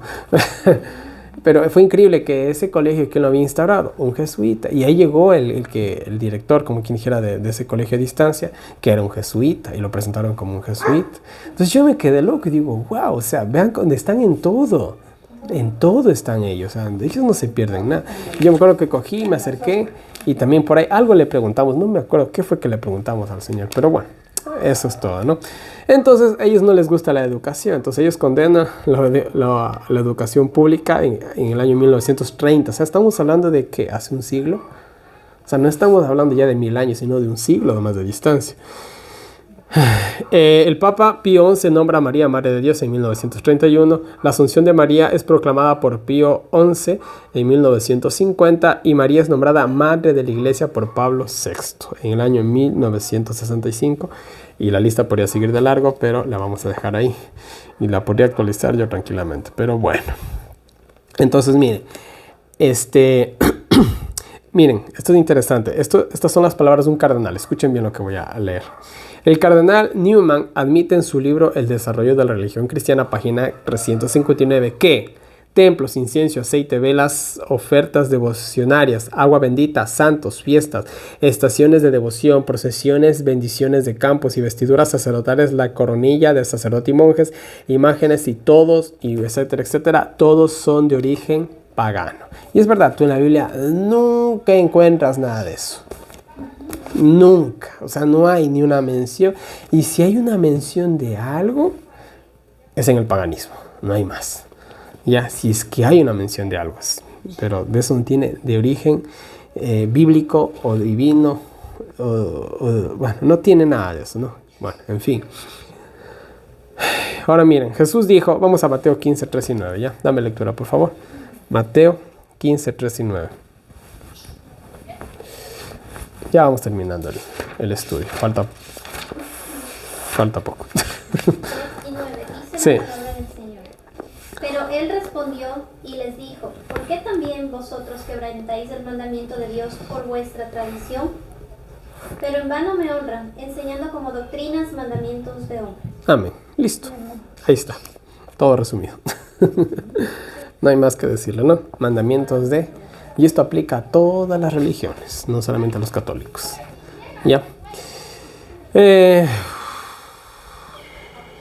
Voy a leer lo que dijo Pablo en Colosenses 2.8, dice la palabra de Dios. Mirad que nadie os engañe por medio de filosofías huecas y sutiles, según las tradiciones de los hombres, conforme a los rudimientos del mundo y no según Cristo, ¿no? Y yo creo que no tiene ni necesidad de explicarse esos pasajes bíblicos, ¿ya? Muy bien, vamos a hablar de la Biblia. Bueno, yo una vez cuando estaba estudiando la Biblia, cuando comencé a estudiar la Biblia, yo me pregunté algo. ¿Por qué el Nuevo Testamento se escribió en griego si los judíos hablaban hebreo? ¿Ya? ¿Por qué? Simple, porque el griego, como hoy en la actualidad, tenía la misma popularidad que tiene el inglés. ¿Ya? El inglés tiene más alcance, es uno de los idiomas que tiene más alcance en el mundo. ¿Ya? Y el griego, pues en esa época era lo mismo. Entonces, el objetivo de Dios siempre fue que la palabra de Dios llegue a todo el mundo y todo el mundo también la puede entender. ¿Sí? Entonces, por eso se escribió en griego. Entonces, digo, incluso les voy a leer esto. Dice, entre los años 382 y 420, la Biblia, después de Cristo, la Biblia fue traducida al idioma que llegó a ser el idioma principal de la época, el latín. Esto ya fue después, cuando el latín ya fue el idioma más popular. La traducción recibió el nombre de la Vulgata, del latín vulgata, divulgada, dada al público. ¿Por qué se llamaba Vulgata? Porque esa era la idea también de traducirla al latín, que llegue a todo el mundo. ¿Ya? Y bueno, Dios quería que la Biblia llegue a todo el mundo y que todo el mundo la entienda. ¿Qué se necesita para entender la Biblia? Se necesitan doctorados, se necesitan títulos, se necesitan 100 años de experiencia, se necesita hablar 5 idiomas. ¿Qué se necesita? ¿Se necesita ir a Jerusalén tal vez para entender la Biblia? No. Se necesita, ¿saben qué es lo único que se necesita? Ponerse de rodillas, pedirle a Dios y leerla. Nada más. Así de simple. Y practicarla, obviamente, ¿no? La prohibición de la Biblia y su lectura. A partir del siglo V, la Iglesia comenzó a recomendar leer solamente el Nuevo Testamento, o sea, más o menos alrededor de los años 400 de la edad cristiana. La Iglesia dijo, ¿saben qué? Solo lean el Nuevo Testamento porque el Antiguo es medio ambiguo, no se entiende bonito, puede haber confusión, pero el Antiguo Testamento nos habla de algo muy interesante. Ya no tengo pizarrón, ya me hace falta un pizarrón más grande. No, vamos por acá. El Antiguo Testamento, hay algo que se menciona que es muy interesante, y es la cuestión del templo, el santuario celestial. Y como ya estudiamos el templo, ¿a dónde nos lleva? A pensar a quién, en Cristo y en su sacrificio. Entonces ellos decían, no vale, porque nosotros nos estamos poniendo en el lugar de Cristo. Y si se dan cuenta del templo, no, quédense en el nuevo nomás. No estudien el antiguo, es difícil de entender, bla, bla, bla. Hoy en la actualidad eso se dice en todas las religiones, ¿no? No, hermano, ten cuidado, el libro de Apocalipsis es muy confuso. No se puede entender así nomás. Necesitas estudiar muchos años la Biblia para poderlo entender. En fin. Con el tiempo se desarrollaron movimientos centrados en la Biblia, como los valdenses, que la historia de ellos es muy hermosa, y los cátaros o albigenses. Ellos hicieron traducciones propias a base de la Vulgata en sus propios idiomas, sobre todo en el francés. En el año 1199 el Papa Inocencio III prohibió la lectura de la Biblia en reuniones privadas. O sea, aquí, como estamos haciendo nosotros, no podíamos hacer esto. No se podía en esa época, ¿no? Esta prohibición equivalía a una prohibición general para los laicos de leer la Biblia, pues los individuos particulares no podían acceder a una Biblia.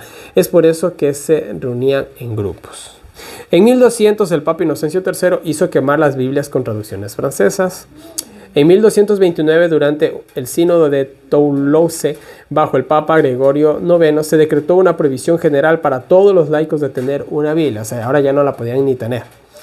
Ya, en 1234, miren, muy pocos años, estamos hablando del año 1200 al año 1234 nomás, o sea, 30 años más o menos. En el sínodo de Tarragona, los obispos españoles prohibieron, según un decreto del rey Jacobo I, que a todos es prohibido tener una Biblia con traducción romana. La población tenía 8 días para entregar sus Biblias para ser quemada, si no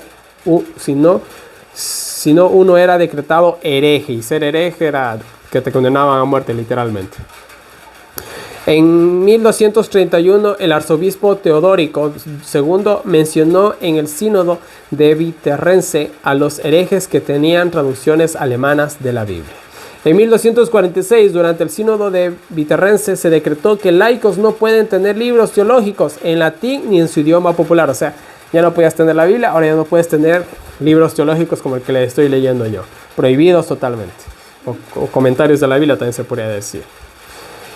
En 1376, el Papa Gregorio XI ordenó que toda literatura acerca de la Biblia sea subyugada al liderazgo de la Iglesia Católica, y eso es hasta el día de hoy. Solamente la Iglesia Católica tiene el poder de interpretar la palabra de Dios según ellos, ¿no?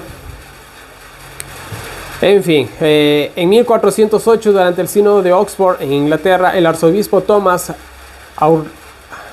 Arundel prohibió la realización de traducciones de la Biblia. Cualquiera que lo haga era decretado un hereje. En 1415, durante el concilio de Constanza, Wycliffe fue declarado hereje póstumamente 31 años después de su muerte, y sus huesos fueron quemados 4 años más tarde, en 1418. Creo que fue con los huesos de Juan Hus también que se quemaron, ¿no? Sí. El Papa Pío II, de 1464 a 1471, confirmó la ordenanza del rey Jacobo I, que las Biblias en idiomas populares son prohibidas, ¿ya? Y bueno, y en 1497 la prohibición de la Biblia en España fue ley nacional, o sea, ya por el Estado incluso. Bueno, recién en el año 1962, casi un milenio después de prohibir el acceso de la palabra de Dios al pueblo, se le canceló la prohibición del Concilio Vaticano II, pero aunque hoy en la actualidad la Biblia no es prohibida ni por la Iglesia ni por el Estado, solamente la Iglesia Católica tiene la verdadera interpretación de la palabra de Dios según ellos. Entonces no está prohibida, pero no la puedes interpretar. Entonces cuando yo digo el papado es el anticristo, y dicen no. El papado no es el anticristo, esa no es la verdadera interpretación. El papado está en el futuro o bien en el pasado, ¿ya? Y es por eso que habían dos puntos principales de la Reforma Protestante, el cual era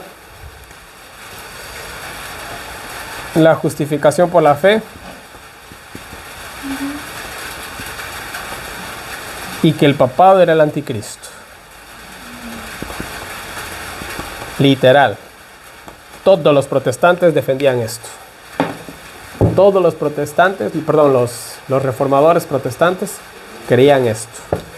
Estas dos cosas, que el Papa es el anticristo y la justificación por la fe.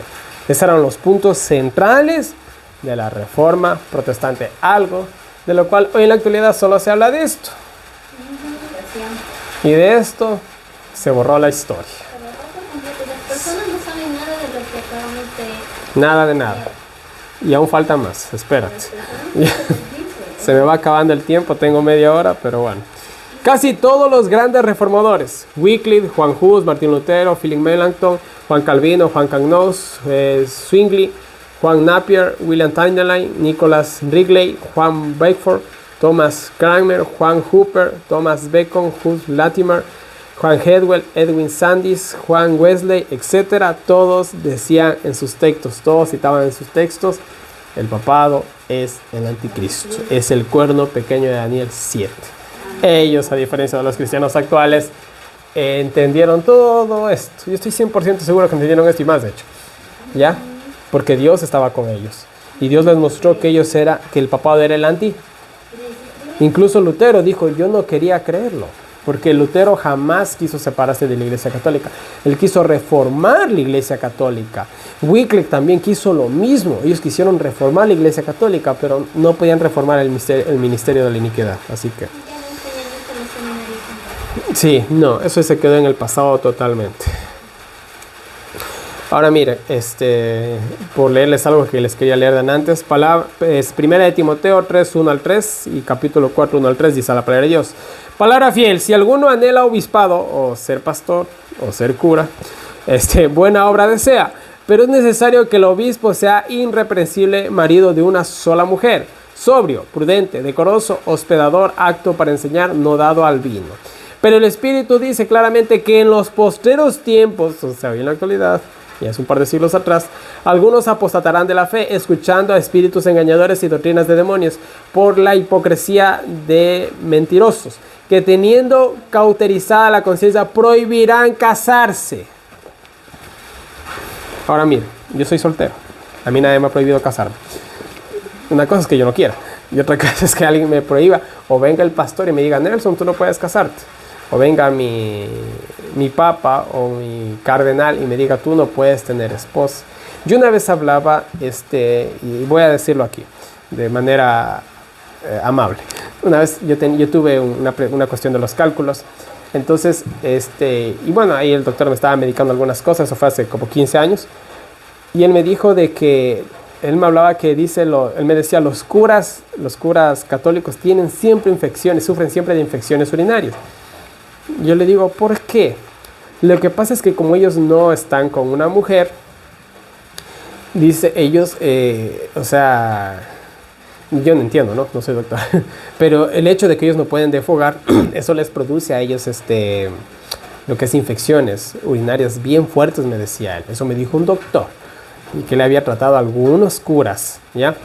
Entonces, miren, ¿y qué es lo que se les impone a ellos? Que no se pueden casar. Ahora, miren, ellos, dejando a un lado su fe católica, ellos son seres humanos de carne y hueso. O sea, ellos pueden enamorarse, o sea, ellos tienen corazón, o sea, por favor, o sea, y cogerle a alguien y prohibirle el hecho de que se case. Entonces, pero aquí la Biblia nos decía que justamente en el tiempo del fin iban a prohibir ¿qué cosa? Casarse, ¿no? Entonces, es algo trágico, perdón. Y miren, 2 Tesalonicenses 2, 3 y 4 dice, nadie os engañe en ninguna manera, porque no vendrá el día del Señor sin que antes venga la apostasía. ¿Qué es apostasía? No. Apostasía es que tú, conociendo la verdad, aceptas el error, o caes en el error, o adoptas el error. Eso es apostasía. Ya, abandonas la verdad por el error. Eso es apostasía. Entonces dice, vuelvo a repetir, nadie os engañe en ninguna manera. Y esto lo dijo Pablo, justamente lo que estaba diciendo al principio yo. Nadie os engañe en ninguna manera, porque no vendrá el día del Señor, no vendrá la segunda venida de Cristo, sin que antes venga la apostasía, el abandono de la verdadera fe cristiana original. Paréntesis. Y se manifieste el hombre de pecado. ¿Qué es el hombre de pecado? Ya vamos a ver eso ahorita, tranquilos. El hijo de perdición, el cual se opone y se levanta contra todo lo que se llama Dios, o es objeto de culto, tanto que se sienta en el templo de Dios como Dios, haciéndose pasar por Dios. Y ahí es como muchos dicen, eso significa que el anticristo se va a sentar en el tercer templo de Jerusalén. No. ¿Dónde está el templo de Dios ahorita? Solo hay un templo. ¿Qué pasó con el templo terrenal que había? Se destruyó. Dios lo desechó. Su casa, su templo, es dejado desierto. Ya no me van a ver aquí entrar nunca más. La presencia divina cogió y se fue. ¿Ya? En el mundo antediluviano, según el Enje de Igual, dice que el jardín del Edén antes del diluvio se fue al cielo. Según el libro de Jeremías, si no mal recuerdo, dice que la presencia de Dios se subió a un monte alto y se fue. Antes de la destrucción del primer templo. Antes de la destrucción del segundo templo, Jesús cogió y también subió a un monte y se fue. Y antes de que el mundo se acabe, antes de la segunda venida de Cristo, ¿qué va a pasar con el Espíritu Santo? Se va a ir también, porque no va a haber intercesor en el cielo.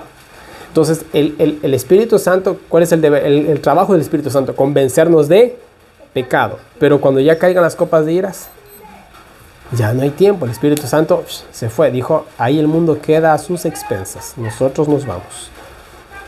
Y el mundo humano, el mundo terrenal, es abandonado por la última persona de la deidad, el Espíritu Santo. Primero fue Dios, la Shekinah, después Jesús, y esta vez va a ser el Espíritu Santo.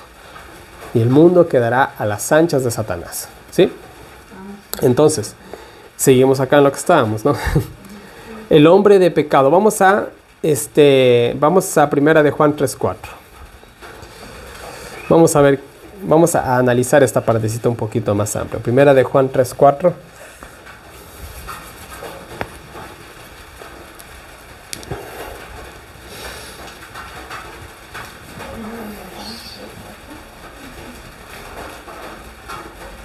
Dice la palabra del Señor.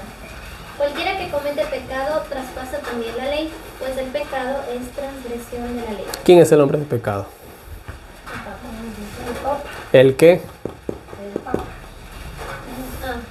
No solamente transgredió la ley, la cambió. No se conformó solo con no cumplirla, sino con cambiarla. Entonces, cuando estamos hablando de aquí, vamos a repetir el pasaje bíblico, ¿no? Dice, el cual se opone y se levanta contra todo lo que se llama Dios o es objeto de culto, tanto que se siente en el templo de Dios. Esto significa que se pone en el lugar de Dios. ¿Ya? Porque, a ver, ¿quién es el que puede perdonar pecados?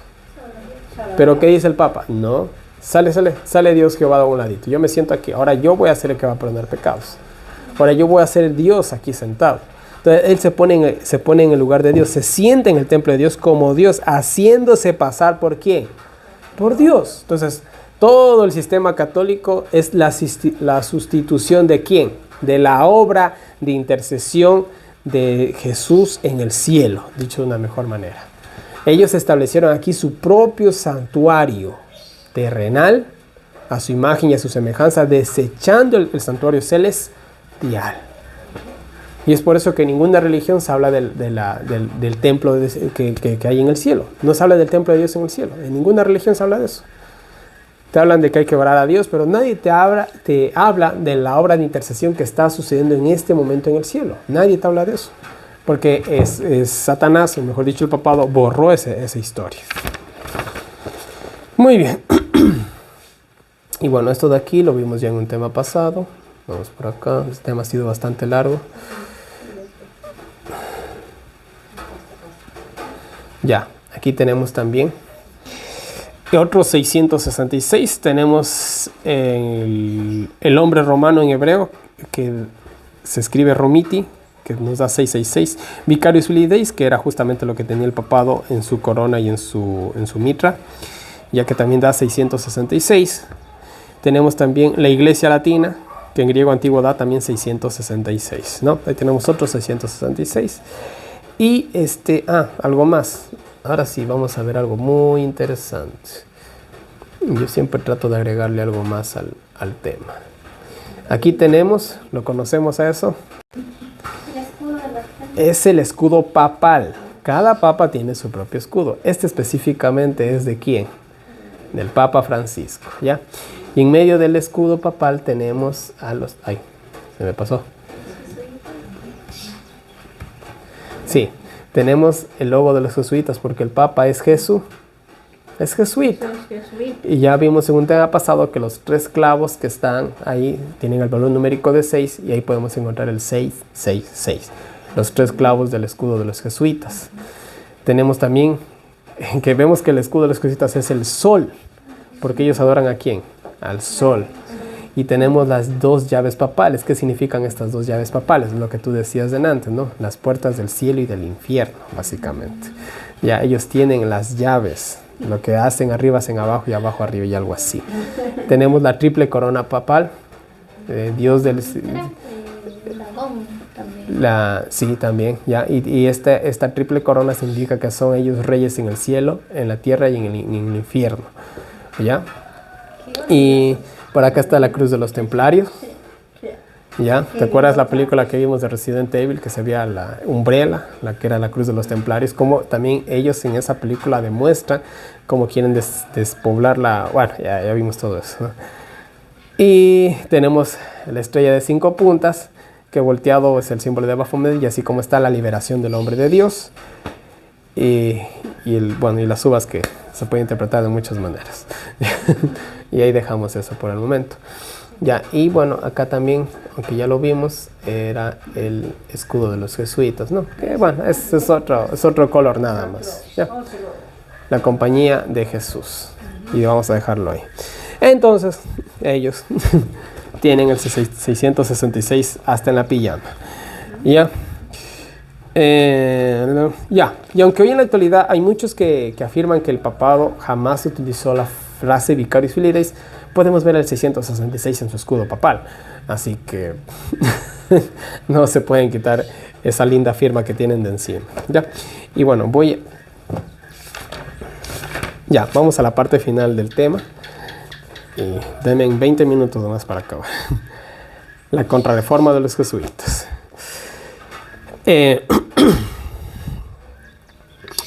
Bueno, les voy a leer todo. Dice, antes de este... dice, ya. Jesuitas, Sociedad o Compañía de Jesús, supuestamente es lo que significa. Ya. Nombre dado en 1540 a una fraternidad fundada 6 años antes por Ignacio de Loyola. O sea, los jesuitas entonces se fundaron en 1534, ¿no? Sí. 6 años antes de 1540. Interesante que sea 6. Bueno. Ya, dice, proporcionaban la atmósfera de obediencia religiosa tan esencial para una constitución tan disciplinada que culminaba en la promesa especial de obediencia al Papa. A ver, vamos a aclarar algo. Los jesuitas viven, respiran y mueren por el papado. ¿Ya? Así de simple. Ellos, su mera razón de existir es para servir al papado. Así como la razón de un perro es para ser fiel a su amo. Lo mismo es con los jesuitas. Y disculpen la comparación que le hice a los pobres perros. Pero bueno. La cual dice se exigía al momento de compromiso pleno con la sociedad. Los jesuitas fueron los fuertes partidarios del Papa en el Concilio de Trento y también les tocó llevar la delantera en el ataque intelectual. O sea, eran la élite de los eruditos católicos contra la reforma protestante. Fueron muy temidos en el siglo XVIII. Escuchen bien esto. Se les expulsó de Portugal en 1759, de Francia en 1764, en España de 1767 y en 1773 la presión de varios países forzó al Papa Clemente XIV a emitir la bula Dominus Ac Redemptor, en que se suprimía la sociedad. No fue sino hasta 1814 que fueron restaurados por Pío VII. Dese en cuenta qué tanto miedo les tenía, que los tuvieron que expulsar de algunos países. Hoy en la actualidad, en este mundo moderno, cuando hay, verán, disculpen el ejemplo que voy a dar, ¿no? Pero a veces en ciertos países llegan migrantes de otros países y estos migrantes se portan mal. Le faltan el respeto a la nación que les acoge. Entonces se llega a hacer esto tan popular o viral como se dice en la actualidad, que esto llegue incluso a los oídos del presidente o de algún representante de la república de dicho país, al punto que cogen a ese individuo o a esos individuos y los expulsan del país, ya porque le están haciendo una afrenta al país, le están faltando el respeto o están hablando en contra de lo que sea, ¿no? Entonces, hoy solo por poner un ejemplo contemporáneo, pero miren, esta organización era tan temida que los expulsaban. ¿Por qué los expulsaban? Es simple. Abraham Lincoln y Napoleón era Napoleón, ¿no? Ellos se dieron cuenta de algo, que donde estén los jesuitas, ellos iban a gobernar. Donde llegan los jesuitas, ellos gobiernan. Es así de simple. Y si nosotros, al menos en el Ecuador, hay unas iglesias inmensas, enormes, y tú date cuenta, en cada iglesia católica que hay aquí en el país, está la firma de los jesuitas. IHS, ahí está el escudo de los jesuitas. Entonces yo al menos cuando me topo con una iglesia católica en cualquier parte del país, mi curiosidad es ver quién la construyó. Adivinen, los jesuitas la construyeron. Entonces, mi país, el Ecuador, ¿está en manos de quién?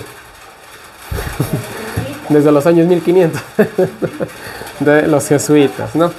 Y podemos irnos incluso a la basílica, ¿no? La que es inmensa, ¿no? Ya, eso es inmenso y eso está hecho por los jesuitas. Es la basílica más grande de Sudamérica, ¿ya? ¿Hecha por quién? Por los jesuitas. Ellos llegaron y gobernaron, así de simple. E impusieron la religión católica aquí y en todos los países de Sudamérica. En fin, en solicitud, ya, dice, la sociedad sigue siendo hoy una fuerza poderosa en el mundo. Jesuitas están en América Latina. La Compañía de Jesús ha sido fuertemente criticada y en ocasiones hasta expulsada de varios países de América Latina por su despliegue de poderío. La expulsión de los jesuitas de las colonias españolas en 1767 fue un golpe duro. Diccionario de la Historia de la Iglesia, Wilton M. Nelson, páginas 606 al 608. Ahora miren, los jesuitas tomaron la delantera en la Reforma Protestante. Le dieron el golpe decisivo, de hecho, a la Reforma Protestante. O sea, la historia de la Reforma es larga e interesante. Pero la Reforma estuvo a punto de acabar con el catolicismo. Pero estuvo así, a nada. O sea, el catolicismo estaba... Si nosotros vamos a la historia y solamente hablamos de las 95 tesis de Lutero, las 95 tesis de Lutero, gracias a la invención de la imprenta en ese tiempo, llegó a las manos del mismo Papa. O sea, y eso conmocionó a toda lo que es a toda Europa, básicamente. La historia es larga y hermosa también. Entonces la reforma protestante hizo temblar la triple corona papal. Pero bueno, miren, seguimos hablando de los jesuitas. La orden más importante en fundarse fue la de los jesuitas, establecida por una bula papal en 1540, pero ya formada en Roma 18 meses antes por Ignacio de Loyola. Demostraron ser una poderosísima fuerza antiprotestante. Esto dio fruto en la Inquisición romana desde julio de 1542 y en el Concilio de Trento de 1545 a 1563. El último estaba bajo el control directo del papado y no tenía intención de hacer concesiones al protestantismo en sus declaraciones doctrinales. Alentado por Pío V, una liga de príncipes católicos que incluía a Felipe II de España actuaba para defender a la iglesia y destruir el protestantismo. La guerra de los 30 años fue desde 1618 hasta 1635 una guerra religiosa. En esta contienda los católicos alcanzaron un gran éxito al expulsar de Bohemia a los husitas, los que seguían a Juan Hus, y al protestantismo, y haciendo por fuerza que el pueblo adoptara la antigua religión. Gracias a quién? A los jesuitas, ¿no? Solo por poner aquí un par de datos históricos. Ahora miren, los jesuitas jugaron un papel muy interesante en el Concilio de Trento. Ellos vinieron y salvaron al papado, literalmente. La interpretación futurista inventada por el jesuita Francisco Rivera, de 1537 a 1591, dice que todas las profecías apocalípticas se cumplirán literalmente en el futuro distante durante 3 años y medio, y que el anticristo recién vendrá en aquel momento en el futuro. Ya. Entonces miren, Francisco Rivera se inventó el futurismo. Y él dijo, el anticristo, el cuerno pequeño, ya el hombre de pecado, llámenlo como quieran, va a venir en el futuro. Apocalipsis se cumple en el futuro. ¿Cómo se cumple Apocalipsis? ¿Cómo se cumple el libro de Daniel? Aquí tenemos la pancarta. A lo largo de el método histórico. Hasta esa época solo se aceptaba esta manera de interpretar el libro de Apocalipsis de Daniel. Esto no es nuevo, esto es antiguo. Ellos usaban la historia, el método historicista. Pero ellos dijeron, no, esto en el futuro, no es método historicista. La interpretación del preterismo, inventada por el jesuita Luis de Alcázar, de 1554 a 1613, dice que las profecías apocalípticas ya se cumplieron hasta el primer siglo de la edad cristiana, y el anticristo ya vino en la persona del emperador romano Nerón o en la persona de Antíoco Epifanes. Toma el que tú quieras. Ya, cualquiera de ellos fue el anticristo, pero vino en el Entonces, yo incluso una vez yo vi un documental de la National Geographic que decía que el libro de Apocalipsis se cumplió más o menos en la época de Nerón, porque como Juan estaba ahí y vio a Nerón y vio el incendio de Roma y la persecución cristiana, y todo lo que está descrito en el libro de Apocalipsis encaja perfectamente en el reinado de Nerón, dicho de una manera simple. Entonces ellos quitaron el foco de atención al papado y lo botaron al futuro o al pasado. Tú elige el que más te guste, ¿ya? Bajo la presión miren, esto está en la enciclopedia británica. Dice, bajo la presión del ataque de los protestantes surgieron nuevos métodos del lado papal. A Rivera se le identifica como el fundador de la escuela futurista de interpretación. La resuelta polémica de los exegetas protestantes causó que la comunidad católica romana diera una inevitable respuesta. Cerca del inicio del siglo XVII, 2 prominentes jesuitas escribieron comentarios en los que daban distintas interpretaciones del Apocalipsis, y yo agrego del libro de Daniel, ¿no? Ahora miren, para ir terminando, estas 2 nuevas interpretaciones ganaron aceptación general entre los católicos, pero en el mundo protestante no.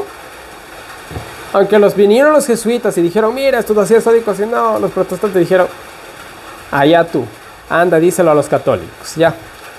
Pero, aquí viene el pero. El primer protestante en adoptar el concepto futurista fue un hombre llamado Samuel Rothey Maitland, de 1792 a 1866 que vivió este hombre, o sea, alrededor de los años 1800. Este hombre fue el primero en aceptar la doctrina del futurismo o del preterismo, ¿ya? Después de él surgieron otros. Surgió otro protestante llamado William Burr. Después otro también llamado James Huck.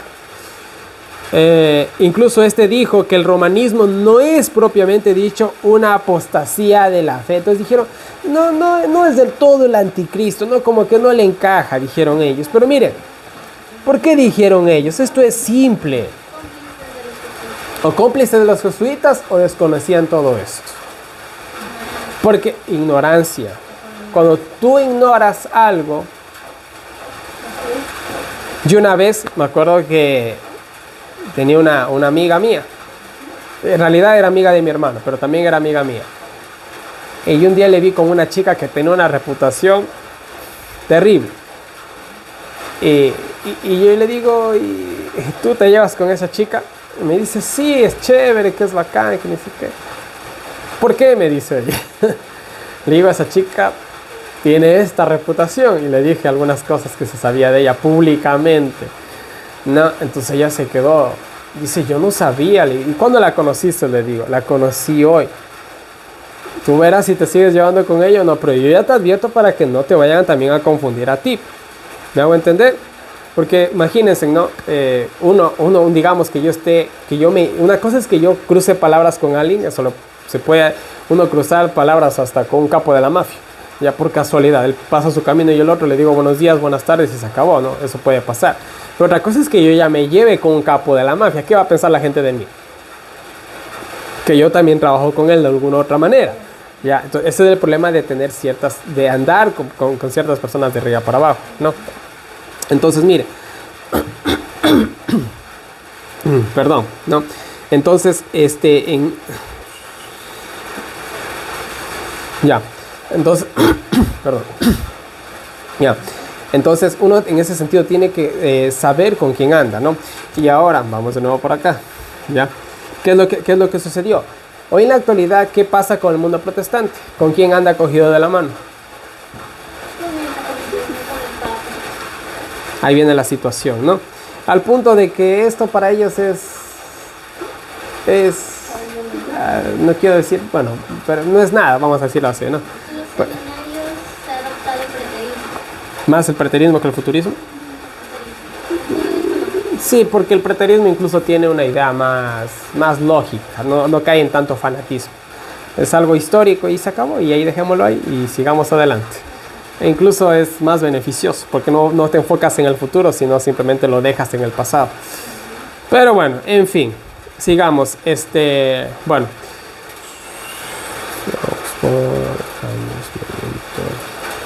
Ya, durante ese periodo, entre 1833 y 1845, se levantó en Inglaterra, en la iglesia anglicana, escuchen bien esto, el movimiento tractario de Oxford. Este movimiento publicó los tratados de Oxford. La razón por la cual se llamó así es porque los grandes ministros de la iglesia de Inglaterra escribieron 90 tratados con el propósito de cambiar la perspectiva de la iglesia de Inglaterra en su interpretación profética. Y justamente ellos adoptaron ahí el futurismo y se enfatizaron en hacerlo básicamente una doctrina del mundo evangélico, por decirlo de alguna manera. Los errores de Maitland se incrementaron por John Nelson Darby en 1800 a 1882. Darby leyó los folletos que Maitland produjo y se convenció de los que leía. Él pensó que esta era una gran revelación con un concepto tan sencillo de la profecía bíblica y que no había necesidad de entender las aplicaciones históricas. Dijeron, no, esto no es necesario, esto es muy largo, muy confuso, muchos años, muchos eventos, esto es más simple. El anticristo va a venir en el futuro y se va a sentar en el templo de Jerusalén. John, gente incluyente a Sirius Ingerson Scofield, 1843-1921, quien definitivamente influyó para que el error de la escuela futurista ingresara a las enseñanzas protestantes. Hoy en día han quedado pocos cristianos protestantes que aún mantienen la interpretación histórica acerca del anticristo, el cuerno pequeño con sus 11 características de Daniel 7, ¿no? Entonces miren,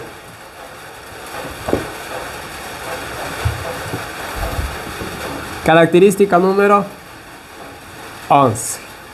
¿Cuál era? ¿Cambiaron la ley? Sí, totalmente. a su antojo, lo hicieron a su antojo. Cambiaron los tiempos, la historia, transcribieron la historia, cambiaron los tiempos, intentaron, porque siempre hay un grupo de personas que Dios preserva, cambiar los tiempos y la ley, que hicieron, vamos a decir, han hecho un obstáculo. Por eso es que en el tiempo del fin, ellos se van a enfatizar específicamente en las personas que tienen una ideología cristiana, que aún no somos el objetivo, pero estamos comenzando a hacerlo, ¿ya? Para totalmente erradicar la verdad de este planeta. Eso es lo que ellos quieren hacer. Y lo que van a intentar hacerlo, pero Dios no se los va a permitir. Entonces ellos van a una vez más, van a tratar de cambiar los tiempos y los tiempos y la ley. E incluso en las leyes de este mundo, la ideología de género ha transcrito las leyes. Hay hombres que son muy astutos y se aprovechan del sistema. Las mujeres en una empresa se pueden jubilar a los 60 años, los hombres a los 65. Y hay algunos que han cogido y han dicho, ¿saben qué? Yo me identifico como mujer. Solamente en la cédula, ¿no? Solamente en el ID. Pero no se perciben en lo más mínimo, se lo aseguro. Y se jubilan 5 años antes. Entonces, es gracioso. La verdad es que es tan tonto que es gracioso, ¿no? Y hay gente que ha sacado mucha ventaja de eso. Incluso legalmente una mujer tiene muchos más beneficios que un hombre, muchos más. Si yo ahorita voy a un policía y le digo una mujer me pegó, se me van a morir a carcajadas. Pero si veo a una mujer y le dice un hombre me pegó, ese mismo ratito al pobre se lo llevan preso, ¿no? O sea, solo por poner un ejemplo. Y si hablamos incluso de lo que es de la